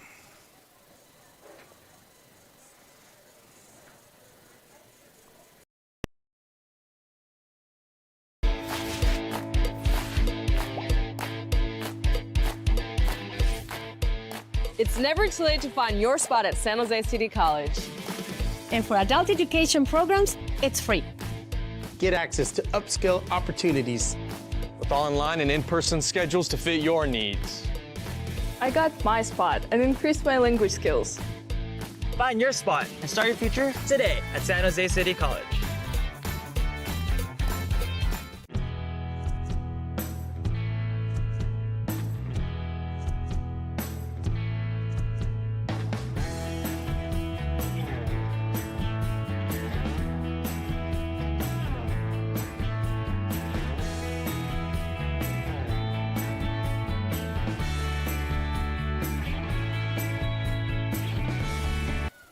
So we're back live. 3rd and about 7-6 for the San Mateo Bulldogs. He throws the ball on the flats intended for Eke. They're going for it, though. They're playing the play in the down and distance. 31, Eke, who's had some nice again, runs. Coach, again. San Jose City. Yeah. Keeps him out of the end zone. Keeps him out of the end zone. And here comes that guy again. Fighting, though, fighting. We're not going to give in here. We're not going to let you run it up on us. Not that they're trying to, but we're not going to let the score. We're going to keep the score the way the score is. I know exactly what you mean, Coach, because we've been on they're either side of both. They're not giving anything up, man. We've been acquiescing, quitting, tapping out. They're not into that right here. We've been on either side of the games like this, and Kelly comes in, and he's good. 36, Dieter Kelly has been a busy man today. And, my feelings on how San Jose's playing is based on the guy at the top. Coach Winkler doesn't allow for all that softness, Coach. You play hard to the very last whistle, very last down, very last play. And that's why you're seeing it in person right now. Right. Now, so we're talking about playing tough, finishing the game. Now, I know it's 52-7, but on the San Mateo side, they lost last week, and we're going to talk about playoffs. Yes. Now, how is that going to work, Coach, with playoffs? Well, I know there's 2 games left. Each team gets another game. So in the NOR bracket, there's 6 teams that go. There's 3 conferences that get automatic bids if they win their conference. Then there's 3 what they refer to as at-large. Those 3 teams get selected based on the strength of schedule matrix, right? So the one is your win-loss record. So the 3 teams that are at large, so to speak, they are going to get selected based on their win and loss percentage, the teams they play win and loss percentage, and the teams that they played win-loss percentage. So no score differential, no politics. It's just numbers. 3 basic check the boxes, and those 3 teams with the highest percentage are the 3 at-large teams. Well, the reason I bring that up as the kickoff was as a fair catch by Moon, and he bobbled it, but it's down. So I asked that question because as the score is what it is, Coach Tulloch and his team's got to start thinking about, we got another game left. They've already made the change of quarterback. It's 4th quarter, 10 minutes left. Do I change my play calling now? Do I? Well, I think I'm not doing as good a job as I probably should with the personnel. I imagine they've been rotating guys for quite some time, and then get some plays in that you don't run all the time, to get the look on tape or to hide them. San Mateo doesn't hide many things; they just come play. So his strategy is going to be, we're not going to play soft, but we do want to get through the game kind of injury-free and feeling good, and they respect their opponent. So Coach Tulloch's not going to do the knee down and all that stuff and put Coach Winkler in a bad situation. These are pro coaches. They know each other. It got a lot of integrity and class, and you'll see that played out as best you can in a game like this. It's hard to coach a game when there's this much of a differential. Someone who's exemplifying that is 43, Bruce Pereza, who has come in and just had that tackle, almost a sack there. He had the big hit on the kickoff as well, so he's coming in, making his mark. Yes. And now, out of his own end zone, is Campagna, and he scrambles out to his left. So he's in the shotgun formation out of his own end zone. Not where you want to be. This is number 14, and he makes the most out of nothing. He gets back to, or maybe near, I'll say, to the original line of scrimmage. So it's going to be 3rd and about 12 for the Jaguars. As Joey Campagna is in at quarterback, he's taken over for Hauser and also Chavez. So the 3 quarterbacks have played today. And Campagna spins. He's over in his own end zone, rolling out, hits the bottom of your screen, throws the ball up. There's just no space when you line up at the numbers, and that big tall corner from San Mateo can kind of squeeze you to that little blue-red area we call it on the boundary. I want to point out. Yeah. I think. And that gets him out of that. So roughing the passer penalty against San Mateo. The Bulldogs, but I'm still in awe because I think that pass on the sideline, I think 71, Ashton Kersher 6'6", 330-pound lineman. I think he caught that ball, Coach. The guy, right there, that kid right 71. there. 71, no helmet, one-handed it. I think just he did. snatched it, huh? My goodness. Hey, be careful, buddy. They might move you to another position. He's a starting offensive lineman here. He's done a great job. Is that athletic, though? That tells you what level of play there is at the JUCO. So first down, as number 10 wraps up Fussell, the ball carrier. That's Suave out of Loomis Del Oro High School. Fussell gets back to the original line of scrimmage. It's going to be 2nd and 10.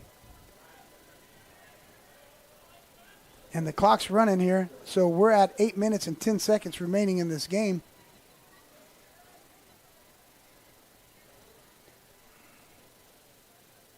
Now, another thing is, I don't know if they call themselves the Dog Pound, but San Mateo travels well with their fans. Here in San Jose City, they have had great support all season.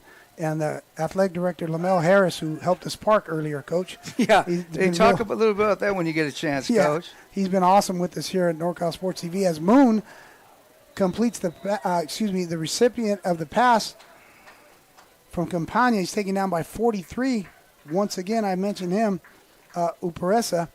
And I was mentioning that Mr. Lamel Harris, the athletic director, is making us feel very welcome here at NorCal Sports TV. He even helped us park today as Coach you got Murray. the head guy, the whole athletic department down here, and he's on the cart helping with parking. Yeah. That's how much he loves what his job is and how important he makes it. And that's why good things happen in a school like this. You got the leaders who are leading. So 3rd and about 2, we'll call it. Campagna. Big bubble right there, but let's Price see if in they run motion. to it. And he spins. Oh, he's got face masked. That's going to be a penalty. These are the things, these penalties here, that are going to kill Coach Tulloch across the field here, Coach. He cannot put up with, maybe that was accidental but he's not happy with the penalties, Coach, believe me. No, and on the flip side. And there's a lot of them, and some of them are avoidable. So he might have a 2-hour meeting just on penalties. That's how he is. Have him in there and just go through everything. Right, and the same with Coach Winkler, because some of them, I call it administrative type penalties, where they're things that can be prevented by the players' just assignment and alignment. Unforced errors, all these things, right? Yeah, I know it's killing them over there. I know it is. So that gives the Jaguars a first down, and Price goes in motion across the field. So it's going to be 3 receivers top of your screen. They keep it on the ground here towards the bottom as number 28, Talisa. They almost got the edge, but that guy just able to grab that arm. And that's that same. But a well-designed play. Same guy that we've been talking about, 43, Uparesa, who made that once again. I know I'm saying the same stuff over and over, but the guy keeps making the plays. He was the guy on the kickoff that made that big play where Moon did a moonshot. He went up in the air. So it's going to be 2nd and about 7. As once again, the fans are still plenty of people here for San Jose City as they support their athletics very well here. The people are here, the coaches are coaching, the players are playing, giving us just a great show in spite of the score. And Campagna. Ouch. Oh, I almost had that one picked. It was intended for 5 Price. Now. And almost intercepted as everyone gasped up here in the stands. And then we had a couple offensive linemen smashing into one another on accident for the Jaguars. Campagna gets the call, so he's back in the huddle. It's funny about the O-line thing you just pointed out. They may not have been going the right direction, but they were going full speed. So they're getting after it, Just sometimes you go the wrong way. Yeah, but like you said, it's pass pro, good. And the Campagna's going deep. He's got Price down here at the bottom of your screen. Little bit of pushing and competing, that's fine. Well, I'm a long DB coach, so I don't like defensive PI, even though I know sometimes it has to be called. So when it's not called, I'm actually relieved. Yeah, they're just. But that's competing. my political bias on officiating. And I don't know what to tell you. It's just it seems like they always call it when somebody else needs it. You could say they were competing for the ball. They were. There was nothing there. Jalen Arnold back deep, all by himself. He won't have to compete against anyone for this punt from Conrad as it bounces, and Arnold's gonna field it and take off here at the bottom of your screen. He cuts back. He's still on his feet. No. And he's at midfield, outstanding on the Jaguar. He's still running. Got one man to beat, which is Conrad. Can Conrad get him as he's at the pylon? Touchdown! There is a penalty marker. I hope not, because this could be record-breaking. It is coming back. There's the ref over here. There's a penalty marker, and there's an injured Jaguar. So a couple things going on is Jalen Arnold with an electrifying punt return, which if stands would be the third of the day for the Bulldogs of San Mateo. We had an injured Jaguar who's up on his own power, which is great to see. And there's a penalty marker down at the 27-yard line. And we'll see what the call is.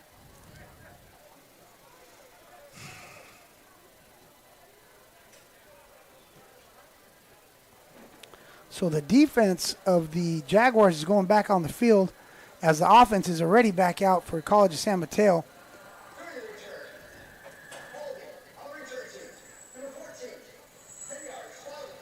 Well, two things on that. One is whenever the ball bounces or takes a kind of, it changes the way the coverage is, number one, right? And that's tough on the cover team. And two, there's always a penalty. Not always, but so often on those long runs. So 1st and 10 for San Mateo, leading 52-7 with 5:20 remaining in the game. Number 12 at quarterback, Johnny Coet.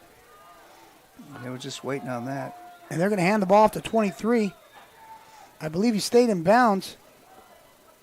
That's going to be number 91 on the tackle for the Jaguars. That's Aaron Wright out of Kennedy High School in Fremont, California. 23, the ball carrier. That's Bramwell. He's out of Sacramento as well as the quarterback who came in relief of Alexander, who's also a Sacramento guy. So they're doing well recruiting the Sacramento area is College of San Mateo. As there's 3 receivers at the top of your screen. They keep it on the ground with 31, Eke. A nice solo tackle in the center of the defense there by 29, Stender, Overfelt High School. And we mentioned him earlier with his good form tackling that you could use him as a demo at a coaching clinic showing you how to tackle. Yes. Good job by him. So 3rd and about 8 as we near the 4-minute mark. And here come the Bulldogs with 3 receivers at the top of your screen. They're intense personnel with 1 receiver at the bottom. Eke behind the quarterback, and he's going to throw his Coet, and he's rolling out to his right. Now he's going to keep it. He takes off running. Excellent tackle. That's number 44 of the Jaguars, Ringel, Scotts Valley High School product. And once again, the defense holds. Coach is going to force a punt. Once again, guys on San Jose City's defense doing their job in the right spot at the right time, and you're able to make a play. And he finished because he did everything correct, pre-snap and post-snap. That's good football. It's being well coached. All right, so here we go. Number 1 is back deep. That's Riley Anderson. See if they kick him the ball. That's a nice kick, nice and high. Punt. And Riley Anderson calls for a fair catch and makes it. Wow. Good job, Riley. Wow. He didn't blink. Those high floaters, man. It takes so long, you can lose your focus, man. Shoot. Nice job by hanging in on that. I was a punt returner at Cal State Hayward. You were? And in high school. I didn't do it in JUCO because I guess they thought I was too valuable. I'm just playing. Yeah, no, definitely. But I was the only guy dumb enough at Cal State Hayward to want to go back there. That's one of the things I never did was return punts. No, running backs, maybe kickoff return, but you never see running backs at punt returners. No. It's not in your skill set. No. Plus, you're not getting the ball high like that. Yeah, plus you receivers, other position groups, DBs, yes. You're looking up in the air and 11 guys are running at you. Yeah, no, that ain't you. You play with your eyes. So 1st and 10 for the Jaguars, as we got a Talisa, I believe, at running back. 43 once again in on the mix on the tackle for the Bulldogs, who press along with his teammates. I believe that was Talisa, the running back. I'm not sure. I will take a look, and I apologize if it wasn't. But that is a big offensive, formidable line of the Jaguars, so it's kind of hard to see when they're in the huddle. So we got 2nd and about 8 after a 2-yard pickup on the running play. There's 3 receivers at the bottom of your screen. The single receiver man coverage up top. That's a good matchup. They elect to keep it on the ground. It's hitting hard. Good feeling. Coach, can I mention something about the recruiting? Yes, sir. One of the things about recruiters, college four-year guys, is they're looking at highlight tape, but they're also looking at full game tape, right? Right. So that we all know who a guy is, whether he's got a stat day or not. So let's say you got a receiver that's running by an all-conference corner every day, but he doesn't catch a pass. It doesn't matter. We saw him run by a guy the whole game, so we know he can do it. So he's not always recruited off the stats or plays made. It's projecting what a kid would do if everything was working perfect, right? So like Riley Anderson, he hasn't got huge stats, but there ain't nobody in the stadium that doesn't know who he is. Correct. So you know who's who. It's not a secret. Correct. Everybody knows who's good. If you're a coach for one of these games, you've seen 9 games probably of the other opponent, so there is no secrets either, hardly at all. Everybody knows. Kids know, parents know. So just go out and play as hard as you can and do what you're coached to do, and good things can happen. Well, also, adding on to that, you get a local guy like right now made that tackle, number 17, Quentin Togiai. He's out of Overfelt here in San Jose. He's playing for College of San Mateo, but he's back right now, and he comes in and he makes a big play in his hometown, and that's something that's going to be on film.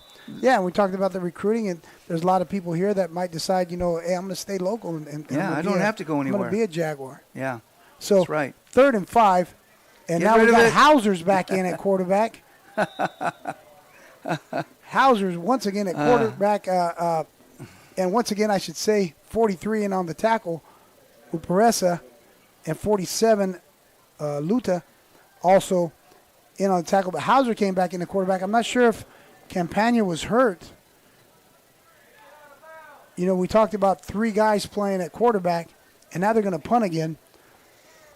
So, well, we know the PAT guy for CSM and unfortunately the punter for San Jose have gotten a lot of work in, but that also means they get a lot of tape, Coach. Right. So one man's good as one man's bad, and vice versa. Well, transfers treasure, right? Yep. And this punter's good right here, man. Oh yeah, look definitely. at that thing. Conrad's kick to Arnold. He calls for a fair catch. Thank God. Oh, we got a little pushing and shoving here, and cooler heads prevail. But you're right.